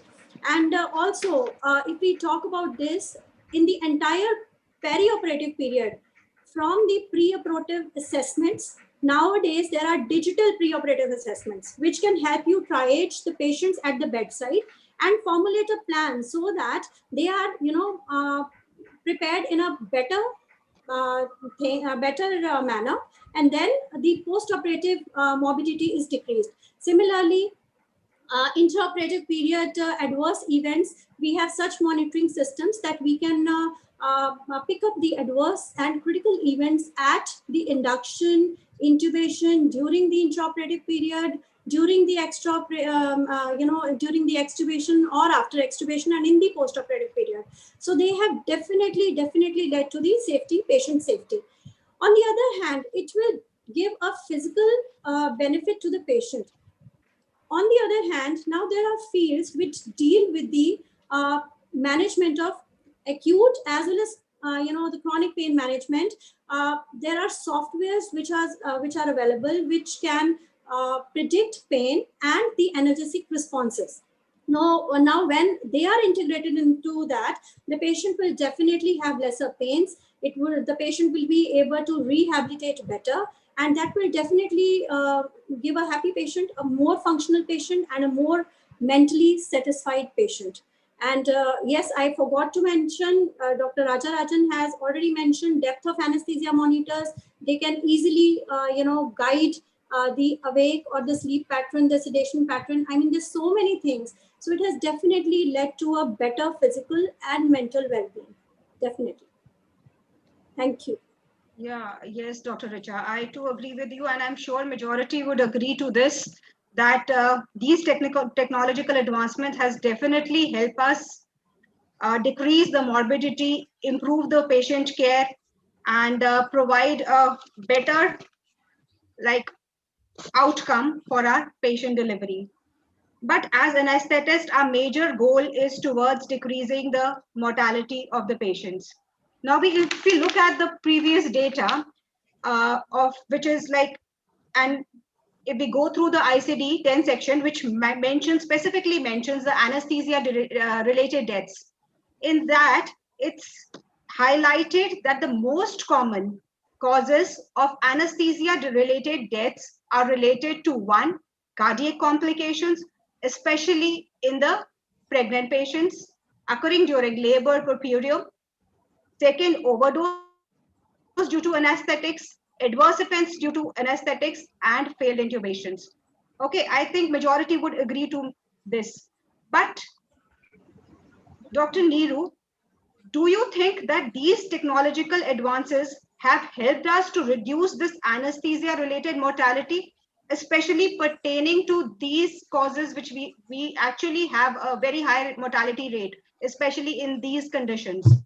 So how has this affected, these advancements have helped us overcome or decrease the mortality relating to these factors? Yeah, good evening, everyone. Of late, there has been a significant decrease in anesthesia mortality, which is a very definite thing. And this is despite the increase in risk factor of the patients. Now, the patients which are coming, there are more geriatric patients. Patients are having more comorbidities, the major risk factors, but still the mortality is on the decreasing trend. Coming to perioperative cardiac complications, we have better evaluation possible throughout the perioperative phase, whether it is intraoperative or postoperative monitoring in such difficult patients. We have advanced waveform analysis of the intra-arterial monitoring. The significant development is the non-invasive cardiac output monitors, the transesophageal echocardiography. So all these developments have definitely decreased the perioperative cardiac complications. Coming to the errors caused due to overdose, that is quite well taken care of due to advances like BIS, narcotrend, the auditory evoked potentials, entropy, and the monitoring of neuromuscular blockade, as well as significant developments like closed loop anesthesia delivery system. The adverse events, yes, they do occur in anesthesia. Everybody has faced, but the crisis management in adverse events has definitely improved significantly. This is mainly because the simulation-based training is there that relaxes us, that shows us that yes, the same thing can occur clinically. And the decision support system with anesthesia information management system. So both of these developments have improved the crisis management in adverse event due to anesthetics.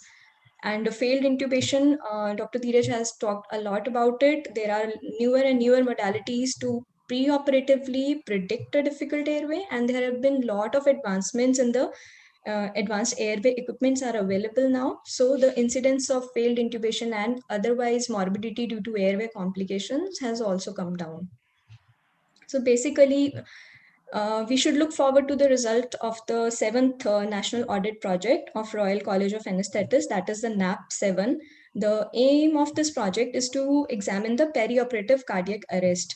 The project could not be started because of the COVID crisis, but we should really look forward. Hopefully, we'll have a very favorable data when it comes to examining the perioperative cardiac arrest.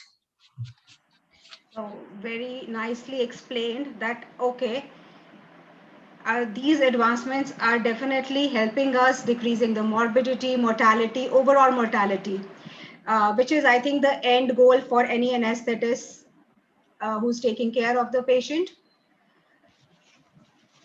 What next I would like to ask is one important component of artificial intelligence is artificial neuronal network. Dr. Richa, how do you think this artificial neuronal network can help in predicting safe anesthesia? So first of all, Dr. Divya, basically, as Dr. Rajan has said, what is artificial neural networking? It is basically has been inspired from the biological neuron system, where the signals, they are processed in a computational unit, which are known as neurons. Now these neurons, they have an input, a hidden layer, and an output layer. When you give multiple instructions in the input layer, then the hidden layer, it forms a comparatively algorithms mathematical analysis, and as an output gives you a numerical value of something which you can correlate to, you know. It has definitely, it can help in predicting safe anesthesia, is that it will give you, you can have multiple data analysis at one point, which is giving you, a discrete number, and you can adjust your, values according to that. Now, where it is definitely predicting safe anesthesia is the domains, basically where it can be used is, one is the, to prevent this thing, I'm sorry, yes, the first domain is the depth of anesthesia monitor, where it can actually safely predict that what depth is to be maintained. Various signals from, EEG, BIS monitoring, entropy, or electromyographic signals, they can be used, and they tell you about the adequate depth of anesthesia, whether the patient is aware, is not aware, and you can, actually deepen your anesthesia or modify your anesthetic technique. And then the other domain where it can be used is the control of the anesthetic depth by the use of CLADs. We all know about closed anesthetic delivery systems.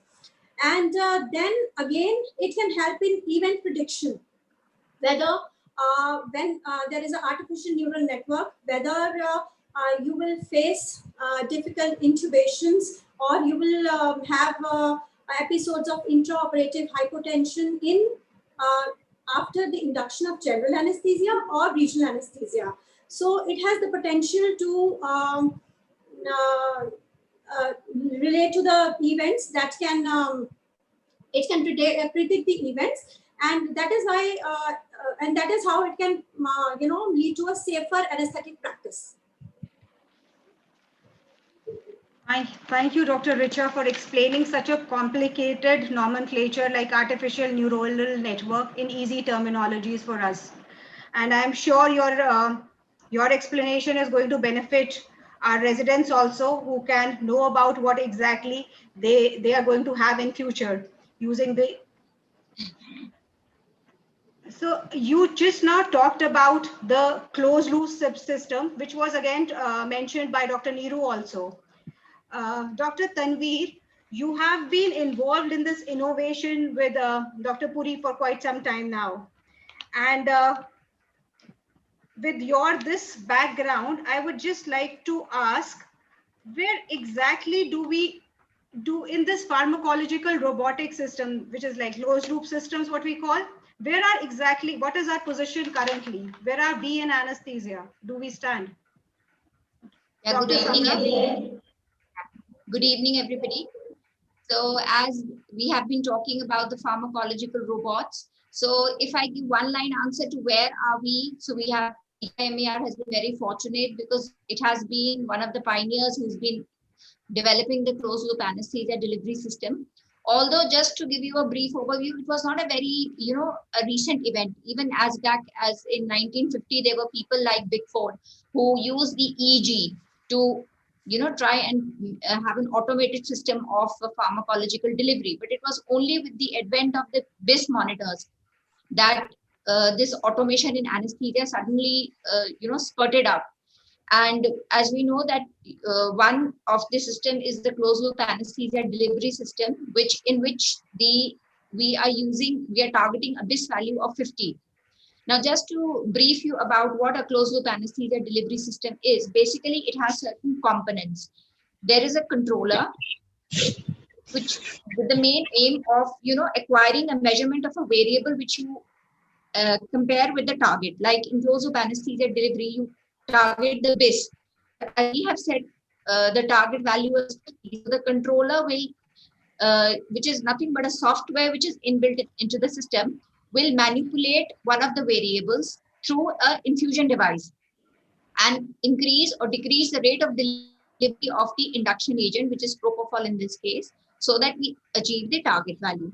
So these are single loop, like we're just using the propofol. We can also have dual, like we have for analgesia remifentanil with propofol. And now we have very advanced systems in which they are using 3 drugs. They are using a neuromuscular agent, they are using a hypnotic agent, and they are using an analgesic agent.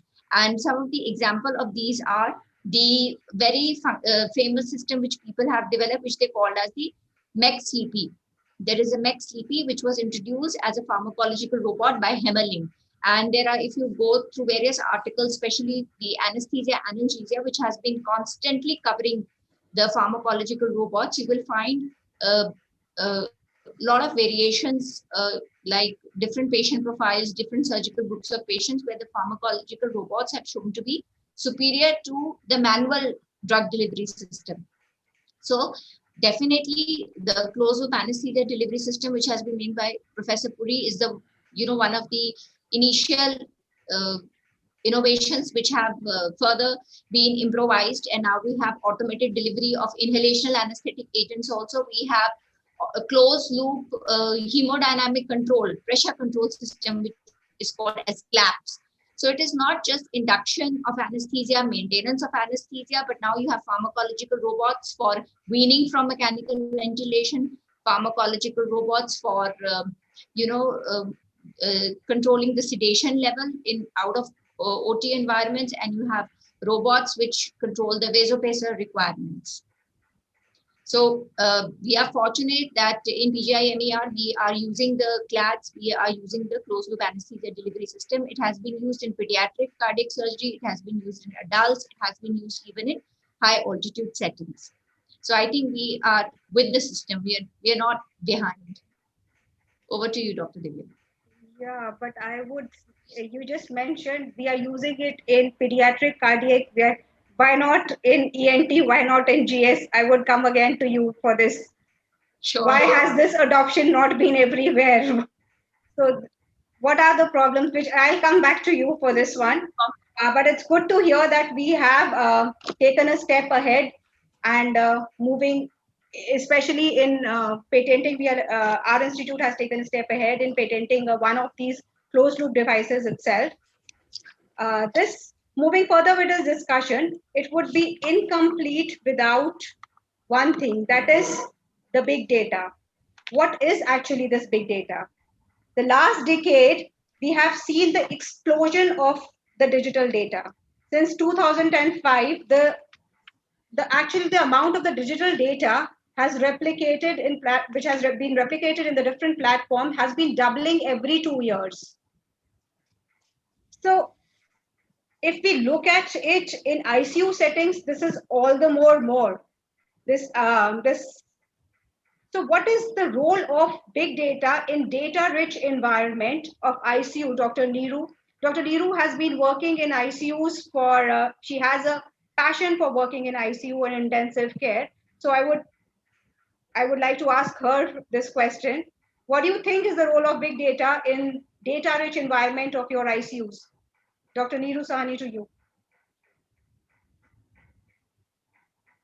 You're not audible, Neeru. Am I audible now? Yeah. So basically, data-rich ICU environment, it provides a fertile soil for development of accurate predictive models. These predictive models further develop the decision support systems. What these systems do is that they are actually capable of suggesting optimal decisions within a certain confidence intervals to the clinicians. Thus, they reduce the uncertainty. We face uncertainty in nearly every decision in ICU patients because they are complicated patients. There's huge amount of data per patient, per day, per hour, and it is very difficult for the human ability to assimilate the data. So the decision support systems developed by big data analysis is what we look forward to. So nowadays, what is happening? Intensivists would speak about the syndromes like there is ARDS, there is sepsis, there is septic shock. But these are basically syndromes and they are just manifestations of diseases. So we group our patients into these syndromic categories without considering that there is a huge underlying heterogeneity per patient, per disease. And then various modalities of treatments are tried. But what we get in the end is a large number of clinical trials in ICUs with negative result. So too many negative clinical trials in critical care have actually now fostered the impression slowly that the only treatment which is going to work for a critically ill patient is to just reduce the chances of iatrogenic errors and iatrogenic issues. So just reducing iatrogenicity won't help. So here is the role of big data in ICU. We need to achieve personalized medicine, and there have been a lot of development. There is gene expression profiling to differentiate between various causes of inflammation, understanding of various biomarkers in the pathophysiology of syndromes like ARDS and septic shock, so that we get a rational therapeutic target, what to target for which kind of patient. And a lot of machine learning applications are being developed using big data, and they are useful in predicting the adverse events like which patient will have hypertension, detection of sepsis, prolonged mechanical ventilation, and even to the extent of knowing which patients will have a higher probability of readmission to ICU and so on. So now the practical challenge here is that clinicians always fear that the computerized algorithms, they may be inaccurate, and we as human beings are always willing to adopt only that technology where at least some gross working of algorithm is understandable, so that we just understand the gross technology even if we can't learn the depth. So we are very scared to adopt the complicated computerized algorithms and fully automated decision for our patients. So Dr. Palta also said that we need not lose the human touch. So any advancement in technology cannot achieve the human capability, especially the way the human beings can be flexible and the communication skills. So big data and machine learning in ICU would remain in a co-pilot seat only. They will support our decision making closely to achieve the goal of personalized medicine. So there's a lot of role, but yes, only for the role of a co-pilot. Okay. Thank you, Dr. Neeru. So you have highlighted the role of big data, but secondary to the human or the role of the secondary to the role of human touch are interpretations, the clinician's role basically. So the machine comes later, but the human factors are foremost. How to interpret this data is equally important. Not having just the data will not suffice. The proper interpretation is also required in this. But after hearing all your answers so far, we all agree that technological advancements are helping us a lot. We are moving ahead. We are decreasing the morbidity. We are decreasing the mortality. We are improving the patient care. But still, we are slow in our pace. The way the technology is moving, probably we are not moving at the same pace. What is the other aspect which is stopping us from actually moving at pace with the technology? Dr. Manpreet, this adoption, does it have any impact on the financial aspect? Is it that if I think of, you were talking about video laryngoscopes and all, which would help you assist nowadays coolly. But Macintosh, I would say, costs just 1,500, while a video laryngoscope would cost you a minimum. A basic one, if I say, would cost you 1.5 lakhs, going till 25 lakhs. Okay, so any technology comes with a cost. So what is the impact of this adoption of new technology in anesthesia on the financial aspect? Or does it add to the financial burden? So Dr. Divya, it is very interesting question, because whenever you talk of the anything new, then the thing comes about the cost, and cost always pushes you back initially. But I'll broader terms, I will talk on the behalf of like hospital resources. Let's talk broadly now. Hospital resources are the one things, then resources for the given to the anesthetist, and then what is the benefits according to cost, or the more reducing the morbidity mortality to the patients, and then that is the patient care. And fourth thing is, what is the total amount of hospital stay, and what are the benefits the hospital has got on the this due to the technology. This can be the different perspective in the private setups, and this can be the different perspective in the government setups. So let us talk broadly now. There are many literature studies already been done on this, and the things are, I'll give you this broadly on the behalf of the various examples, because without examples, small examples I'll give you, and you will see how the financial burden has been decreased or increased. Because this cost factor is always a two-way sword. Whenever we think of that we should buy one thing, like you gave the example of the video laryngoscope, I'll not go into the details of the what is the technology now, but that it is a two-way sword. One is that if you go with the laryngoscopes and video laryngoscopes, initial cost is more, but the overall that equipment is used for many people, many patients, and over the years when these things are used and the overall mortality and morbidity is decreased, and the patient's burden on the patient, the burden is decreased, or 2 to 3 days, even then hospital stays decrease, the burden to the hospital also decreases. This is one example. Second example, let me talk about the workstations. We have the advanced workstations. Previously, we had the basic boils machines and all those things.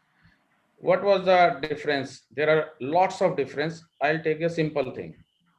Wastage of the gases, low flow anesthesia. You are using the inhalational anesthetics, and the loss or the wastage of those gases, these inhalational agents, which are very costly, and this has been minimized now. You have the even the accurate amount of inhalational agent, accurate amount of oxygen. You can talk of oxygen even also, because oxygen is not that cheap. In the COVID era, you have to come, you should see that how much expensive is the oxygen also. So wastage of the oxygen, that workstations, modern workstations also show that how much surplus oxygen you are giving, and what should not have been given, and the patient is already there, also that is a patient is also managed without the much of the oxygen delivery. Another example I'll give you. What about the this BIS? BIS tells you about the awareness part now.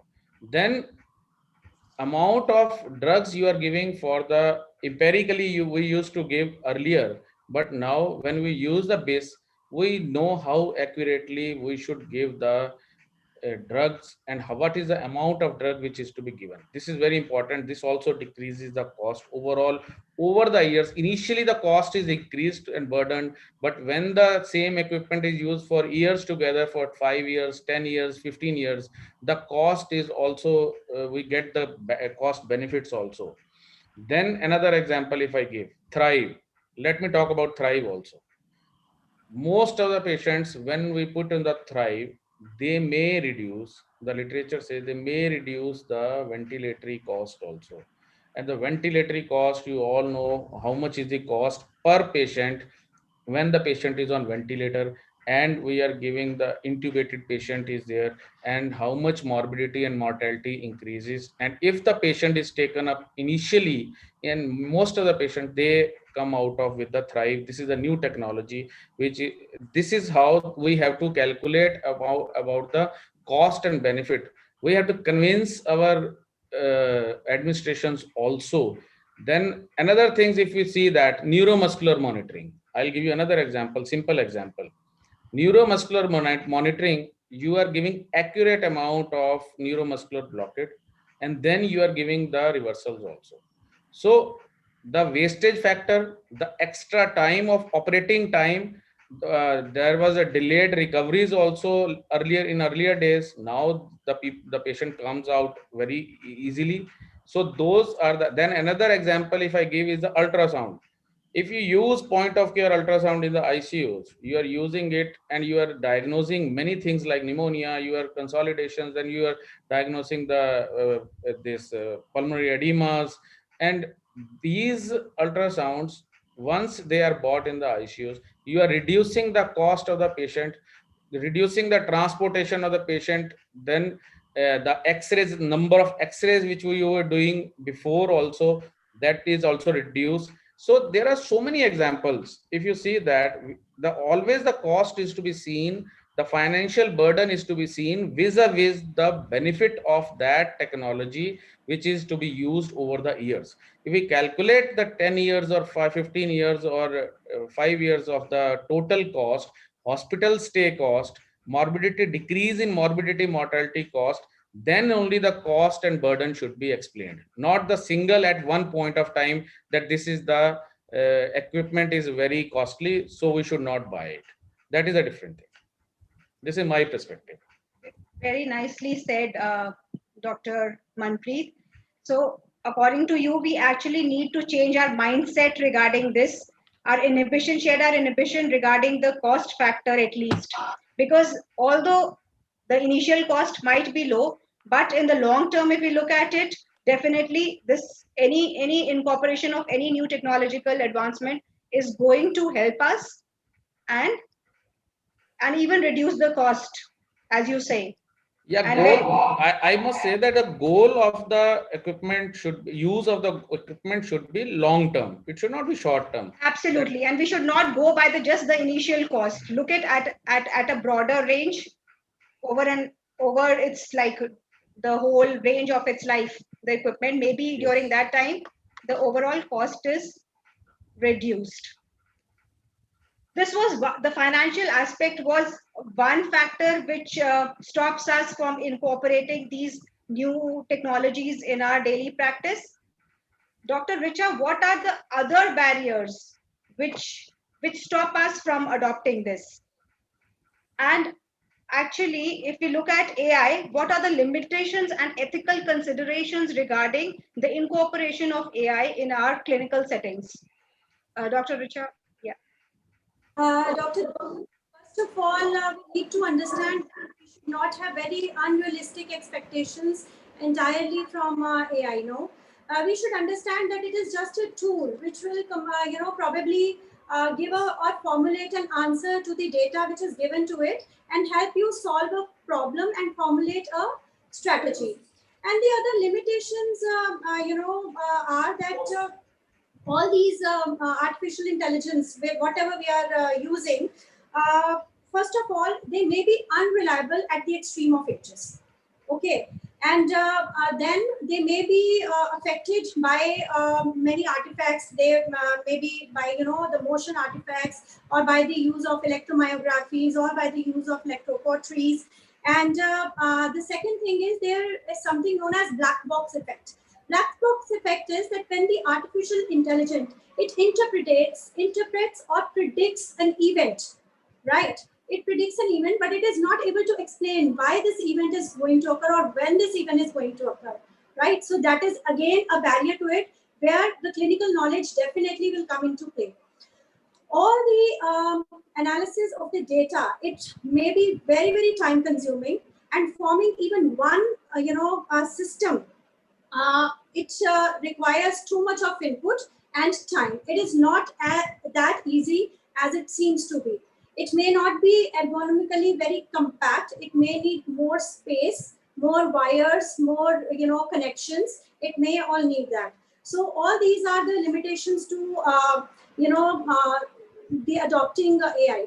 And one of the very important thing is that when we are talking about artificial intelligence, we have to set certain standards, of foundation, so that the whatever module we are developing is accurate to the precision, whatever we want. And all these accuracy, it can it usually leads to it usually is dependent on certain factors, which may have different interpretation, or which are kind of which may be having certain bias.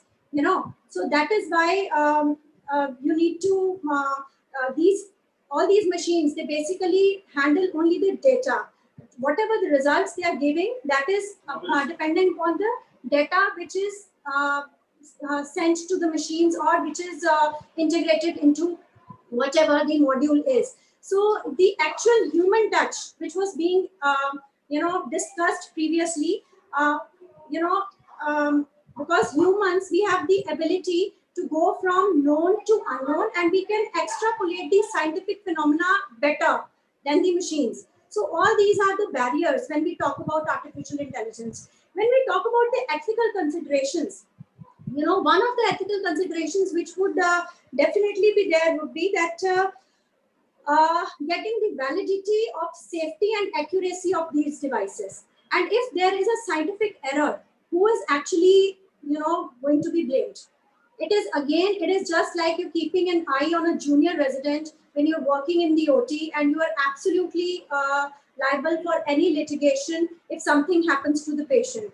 So who is going to be litigated as in case there is some problem with the patient using these artificial intelligence systems? And the second is the security breaches. When we are using too much of computers, the security breach is a big issue, especially you're using integrated medical devices. So what happens is, so for that, again, you need robust medical security systems, because these are amenable to hackings. And then last but not the least, I would like to add that any day, if there is a fully autonomous anesthetic machine or an artificial intelligence that can actually replace an anesthetist, if we say like that, it is actually going to be a harbinger of worldwide unemployment, and we would be driven by very scientific machines rather than anything else. So I think the main focus should be that we should use these machines to increase the work draw of the anesthetist, to improve the quality of the clinical care we are providing, rather than entirely and totally being dependent on that.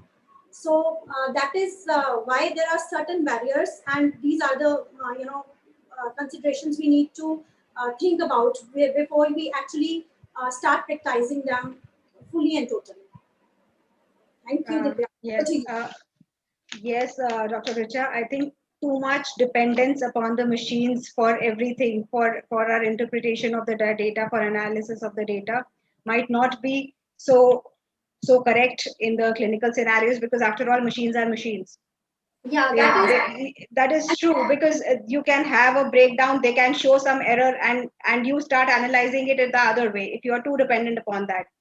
And that is why therefore you lose the clinical touch. And I think the ethical consideration to the the medical litigations and everything, it is going to remain. Who will be the in charge if we let artificial intelligence totally take over the clinical?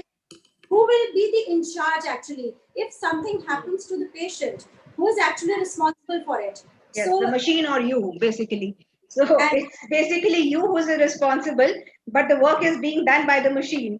Yeah, you will have to take the brunt of what machine does wrong.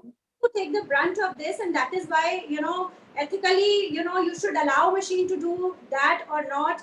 That's not right. And then again, if you talk about medical hacking system, there have been reports of medical hacking where the entire medical records have been hacked, and they have been utilized the personal information has been utilized for something else. So those are the limitations, and that which can again add to the financial burdens too.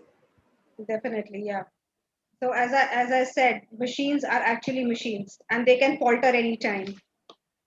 So how do we actually, but we are doctors, how do we know that the machines are faltering? What do we do at that situation? How do we analyze this problem of machine faltering? We'll start interpreting the wrong data. So how do we identify these technological faults, Dr. Samra? Do we have any checklist so that we are not in a soup because of the problem of the machine? And I am being questioned why you did this. No, actually, there is no standardized checklist like we have for the anesthesia workstation, a 10-step checklist, because there are different firms, there are different innovators who have been involved in these innovations. Definitely, whenever you launch any new closed loop anesthesia system or any pharmacological robot, you need to have a pre-briefing with all the residents, with all the faculty and every member of the department, including the technicians who are the ones who are going to be taking care of these, so that they know how it works. Because we can only find a technological fault if we know each step of it. Like, for example, I'll take the example of the closed loop anesthesia delivery system, that is CLADS. Now, what does it depend upon? It depends upon the BIS sensing. Now, there are very basic steps. First, there is no jelly in the BIS sensor. The BIS sensor used has been expired, so you will not get any signal. Absolutely. The forehead of the patient has not been cleaned properly before applying the BIS sensors. That's the first step. Now, even after doing everything, you do not get readings of the BIS. Why you don't get? Because your OT has a lot of interference. So all these things have to be really checked beforehand by doing a trial run. Because when we used CLADs, like I will answer your question now, ma'am, that why we cannot use CLADs everywhere.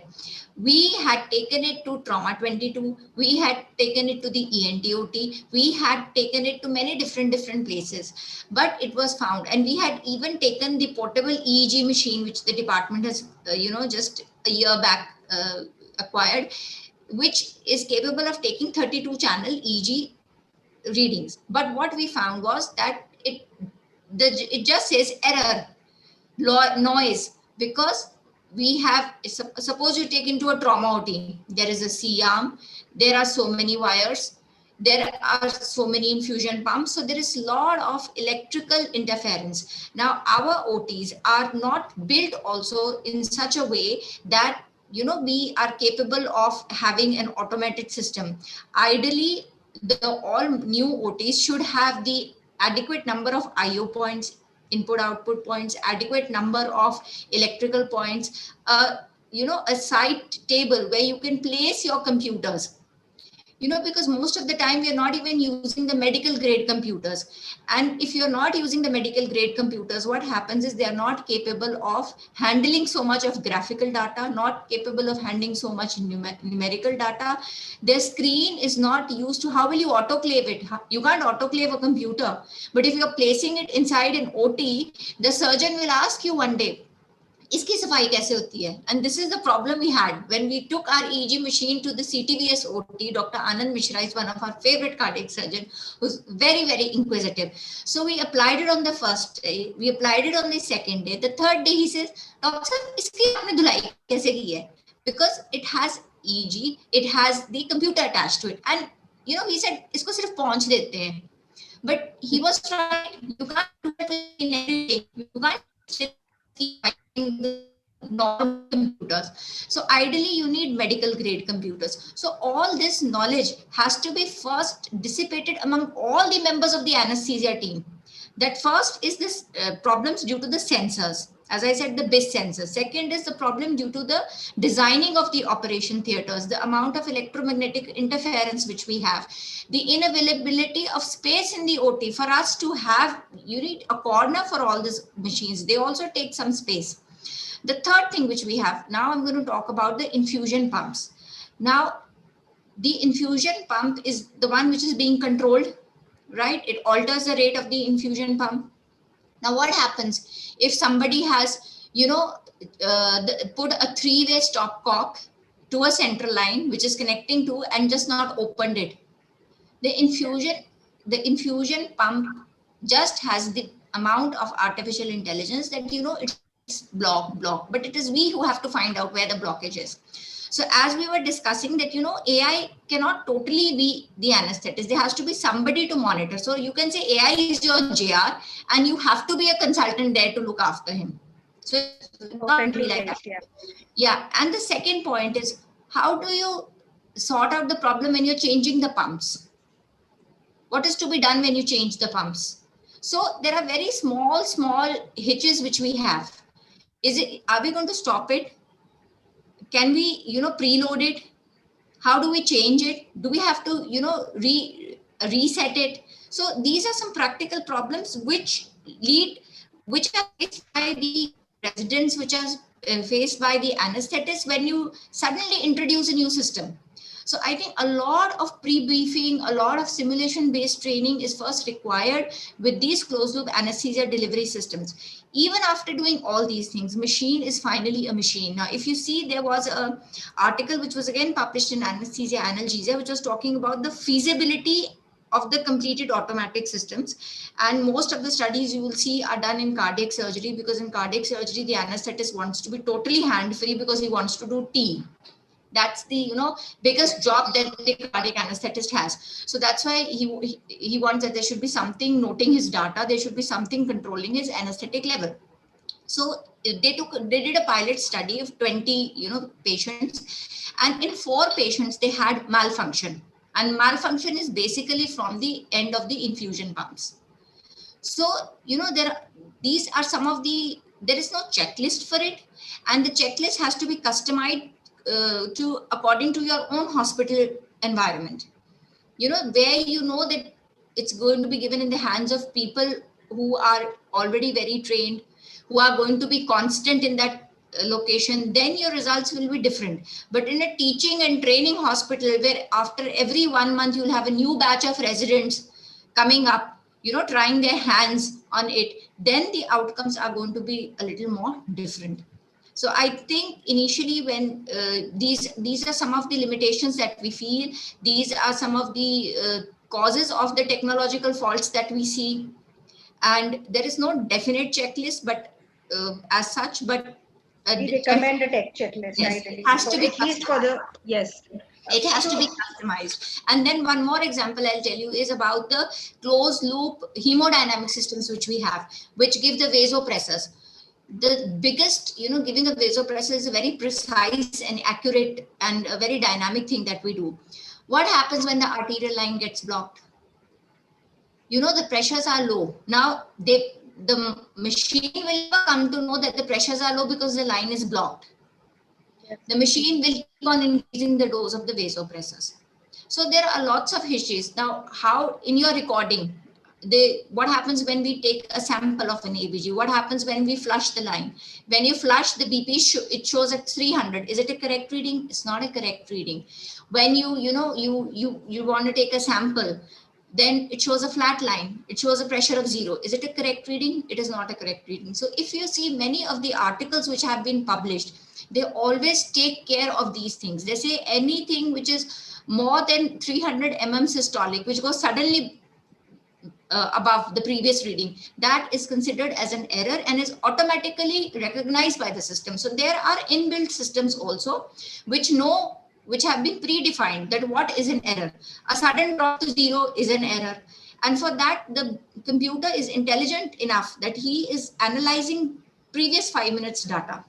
Mm-hmm. Again, you can say a sudden cardiac arrest, if occurs again, it will be 0. That's not uncommon. But then that is something which even a checklist cannot help you. There will be flushings. There will be dampening of the arterial lines. There will be kinking of the high pressure tubings. So all these things, I think, cannot be even, we can't avoid them with a checklist which is done at the start of the surgery. It has to be a continuous ongoing process. You have to be continuously checking yourself. One checklist will not help you. Every 10 minutes, you have to, just do a quick check. Is my line okay? Is my pump working? Is my computer functional? Is my syringe going to be empty? So, you know, you don't think that you're using automated system. So you can just relax and have a cup of coffee and read a storybook. No, you have to be on your toes. Yes, your data recording will definitely be less. Your manual work and your time wasted on doing the written work will be less. And you will be more hands-on free to probably do an ultrasound, do a T along with it. But your eyes have to be focused. You have to be there. But you Yes. have to be there to Yes, interpret this, definitely. So I think from your whole message, the take-home message which I derive is basically, even if you are incorporating a simple technology like an arterial line or a new arterial cannula, we should first have the demonstration, a complete demonstration that everyone is oriented with that new technology which we are having. Yes. Everyone is accustomed, and actually try to devise our own checklist, whatever sort, that these are the problems which can occur and how do you troubleshoot them.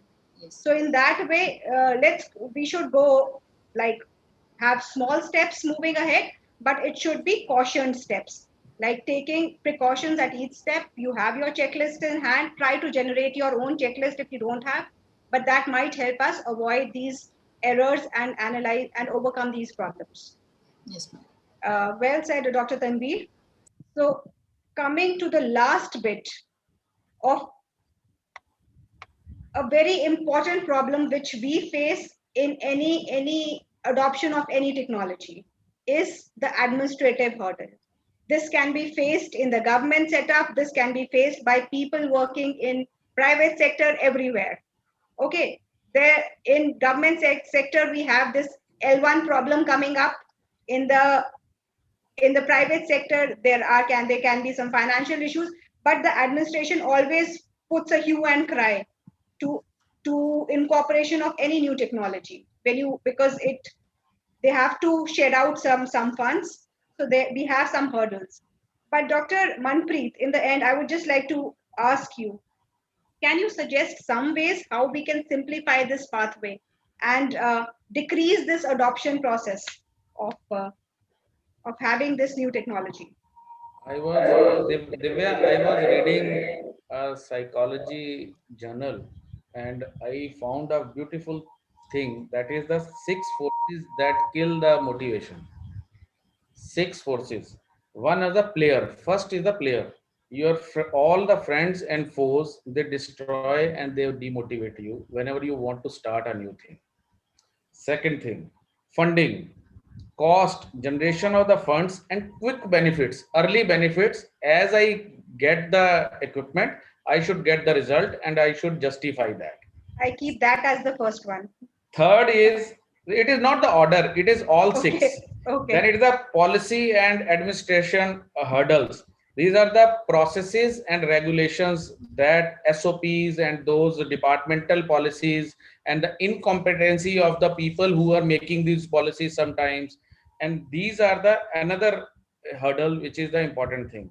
Then technology, sometimes the fraudulent suppliers, they give the faulty equipments and then the SOPs change and the things become more hurdle, they create more hurdle in the further coming days. Then customers and demand, that is a passive customers, lack of the personal interest in the using of new technology. Absolutely. So sometimes who do not want to use, they discourage you that you should not use it, it is not worth that. Then lack of acceptance is also important. And then another thing is accountability, that is the utilization process with the cost.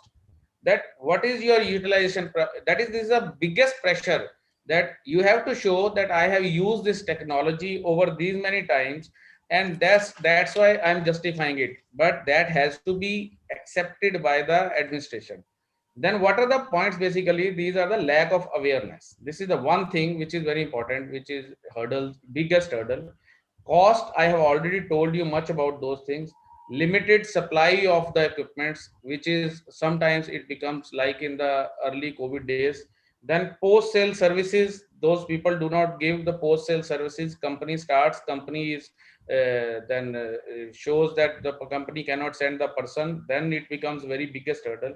Knowledge sharing with the explanation to the administration is very important. We all have to build an atmosphere like this, that we should share the knowledge with the, first we should learn first ourselves, then we have to make the other people learn. The lack of skills, because everything, every equipment, everything technology needs a learning curve. Eager to learn is one issue, then how to learn is another issue, from where to learn is another third thing, and then implementation of that, and then you build your learning curve, then use the technology, benefit, that will be benefit. Egoistic issues and attitudes are also important, because in one system you have so many elders, you have seniors, juniors, then your colleagues who are interested, who are not interested, that is another issue.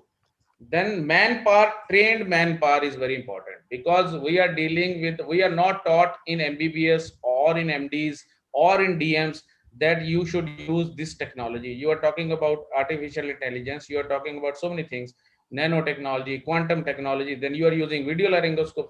Who is teaching us how to correctly use this thing? Who is saying that if it is faulty, then every time I cannot get it rectified. I am not a technical person that I can do that. So we need a technical manpower also for every technology. So these are basic issues which are important. Now what to do? In any organization, system thinking is important. Overall, the whole system needs a grilling. That is, time to time you should be assured with the different trainings, then at all levels, that political organizations, then economic macro levels, you have to teach the people that this is a thing which has come up, then how to use that. Then micro levels also, the high quality care can be given when with the excellent patient outcome. This is our ultimate aim. Every doctor, when starts from the trainings, he has one aim, that is, I will give the high quality care with excellent patient outcome. This is the ultimate aim. But with these hurdles, those who are fumbled, they leave the things, they do not buy. Those who are courageous, they get the brunt of that. Those who are doing overpower these things, then they are the masters of those things. So I will say that these are the things which are to be taken care of. Whole system is to be taken care of, and there should be teams of different people. Even doctors should be there in the HR department, sitting there for some time, and they should know the what is to be bought about, what is the biggest thing, this advantage this machine will give, because they call the experts from the different institutions, where if the technology is not there, then that institution will not give you the opportunity to use in the lower institutions. So these are another hurdles which you see. So this is a broader way which we have to be careful. The total system as a whole holistically should think at one platform. Thank you, Dr. Manpreet. I'm sure with all this discussion through, we realize that technology is definitely important, but incorporation of technology has its limitations. It has its teething problems, which were discussed by our panelists, and they gave you some solutions how we can overcome these teething problems, so that we can actually lower this adoption time. It's a long duration when a new technology is incorporated. By just having checklists, like Dr. Samra said, overcoming the administrative hurdles, by working as a team, as Dr. Manpreet pointed out. So these are the small ways by which we can incorporate these technologies in a faster way and use it to the best of our capabilities. I think with this we come to the end of our panel discussion. We have a chairpersons also. I Yes, think I want their comments also, because absolutely, they are our godfathers from where we people have been we taught. have very senior people with us Yes, in this so forum who have had much more experience than any one of us sitting here and discussing things. So our they total have amount of years is equal to one chairperson's experience. exactly. So we would like to have input definitely from them, how they adapted to these newer technologies, and what teething problems they faced. Thank you, Dr. Divya, for extensively covering this topic, and all the panelists. Dr. Manpreet, Dr. Richa, Dr. Tanveer, and Dr. Neeru. One thing I'd like to add is one revolution which has not been discussed, which has really changed our management over the years is communication. Like the use of smartphones has really changed the way you communicate with your juniors, even the technical persons. If there's a technical fault, earlier we used to write a letter, now you can call them. Another thing is that similarly, pre-anesthetic evaluation, communication with the patients, all this has revolutionized over the years. With this comments, I thank you all. And over to Professor Batra and Dr. Thapa, please.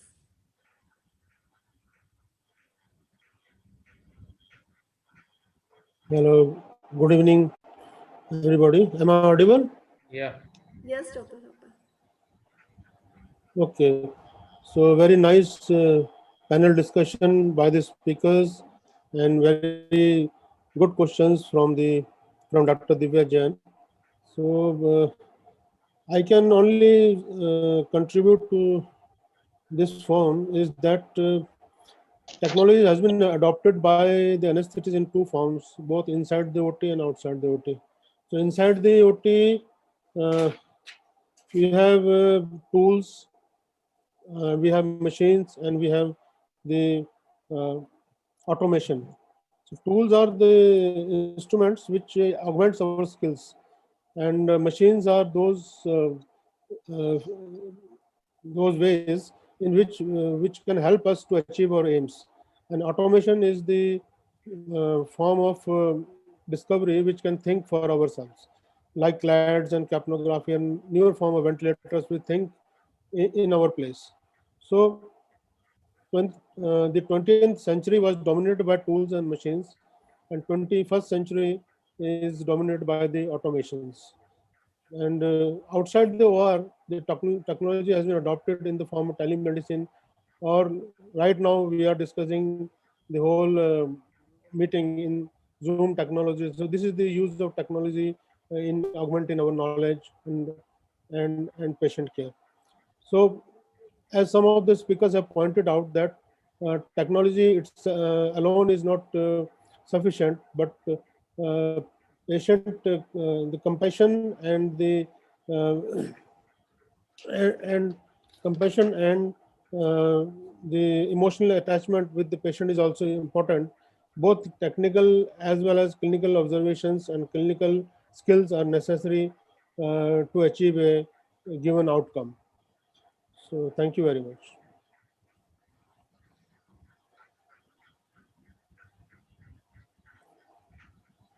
Now I will request Professor Batra to have some comments, please, to give some comments.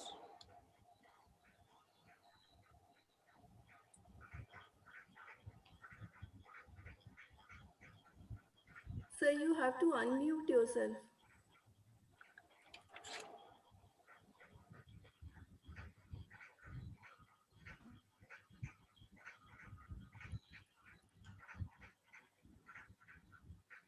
Hello. Yes, sir, you are audible now. Okay. I think the panel discussion, I heard it was very beautiful, informative. And by the panelist and the moderator has moderated the panel in a very different way by asking questions which are not to be seen in these days. But the relevance is that, of course, what is technology? Technology is man-machine interaction. It has science. But anesthesia is both science and art. Here, art is missing. You see, when I started my career, we were giving open ether in infants. And we could see all the stages of anesthesia as classified by Kajal, whether it is stage of analgesia, stage of unconsciousness, stage of the surgical anesthesia, and respiratory paralysis, medullary paralysis. So these stages, you see, if you see, and we don't have any monitors at that time, and we used to see the aortic pulsation and color of the patient, that's all. But that's why it was called science and art anesthesia, ether. But know that art is missing. For example, if somebody said about the BIS, okay, we say BIS is 40 to 60. That means patient is under general anesthesia. Now, if you use sevoflurane, how many of our postgraduates, they know what is the endpoint of sevoflurane? Nobody will see. They will see BIS. They won't see pupillary signs. Like we used to give halothane, we always see the muscle tone. So it was pleasure to see these things clinically as well as technically. If you add both and they should be together, then things would be different. Like I always ask my resident, okay, you can use ultrasound for IJV, but at the same time with 26 gauge long needle, you must identify the IJV because ultrasound may not be available everywhere, wherever you go. So although technology plays a very vital role in decreasing the morbidity and mortality, in olden days the mortality was very high, particularly for difficult airway. We lost so many patients in that regard. But with the newer technology, the morbidity and mortality, as Dr. Manpreet has said, has decreased. But I think we have added more to the luxury. No, Dr. Manpreet's question was that I usually don't sweat, but I think anesthesiologists should sweat. That is the beauty of the science. You should, then you will have pleasure. If you think that there's a lot of tension in your patient, at the end of the day, that tension is over. As the patient recovered, you look very nice. It's a nice thing. So you can mix technology and clinical sense or clinical judgment, as they say, together to make anesthesia more lively. And it will be very pleasant when you finish your career because you will be satisfied that I've seen everything. But I use chloroform with just handkerchief, and you see it has a less blood gas solubility as compared to ether. But the type of arrhythmia sometimes you will see was enormous. And then that day we didn't have any drugs also. Although patient used to die because of this jaundice and everything. So if you see these things and make impression on your mind, then you'll say that I have done anesthesia. Otherwise, technology will play a big role. But then the machine will work, not the mind. So here, clinical mind and machine both should work together in order to have a good anesthetic practice. Thank you very much. Thank you, sir. It was wonderful. And I expected this thing from you because you are the person who has used everything since antiquity to till today. And you're using still today many things nowadays also. Thank you, Manpreet. Thank you so much, sir. Thanks a lot. Thanks a lot, sir. These things can become from you also, like starting from art. It was the really initial days, it was an art, and now become the science and art. Thank you very much, sir. Again, reminding that this is an art. Very nice. Thank you very much. Sir is the one who is always like tech savvy also, like he will learn all the new skills and use them also. Yeah, Yes, I was sir. thinking that ultrasound is good, Yes, but you must have these blind procedures too. That's right, sir. because you see, you can't get so many gadgets. Your postgraduate students from PGI, they will have everything. But once they go to a village or some city where there's a nursing home, then they won't find these things.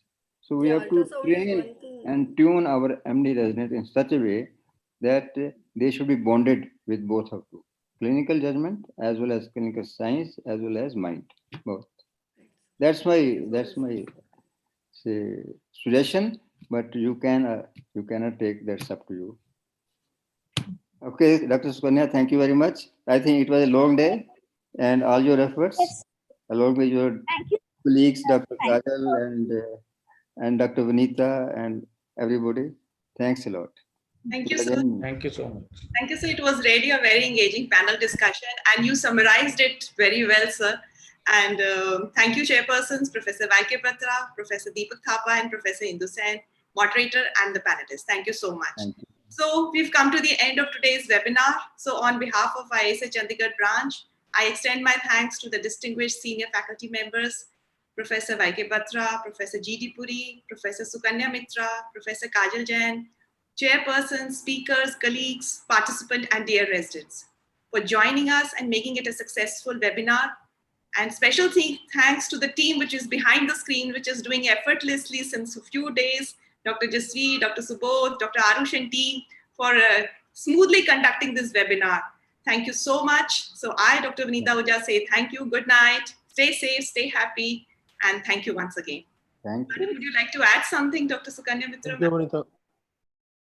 Arvind as well. Yes, Arvind as well. Yes. The whole team has been really working effortlessly. You know, they're really making so much effort and they made it look so smooth that it was very good. Thank you so much. We miss the food basically. That is also important. We miss the food. There was a lot of food for thought. Yeah, thank you so much. Thanks for calling Nice us. meeting you all. Thank you. Thank you. Thank you. Night. Thank you, Dr. Sukanya. Thank you so much. All. Thank you. Thank you all. Thanks a lot. Thank you. We close the session now and we hope to meet shortly again. Thank you. Thank you, ma'am. Thank you, ma'am. Thank you.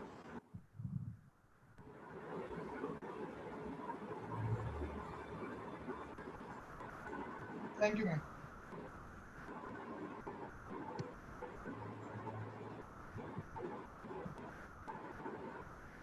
Good. Yes, sir. Ending the session. Thank you, Dr. Thank you. Thank you, sir. Thank you, Vanita, ma'am. Thank you, Arush. Thank you, Arvind. Very well done. Dr. Subodh. Thank you. Arush, Arvind, very well done. Thank you so much. It was so nicely done. Very good. Thank you, ma'am. Thank you, ma'am.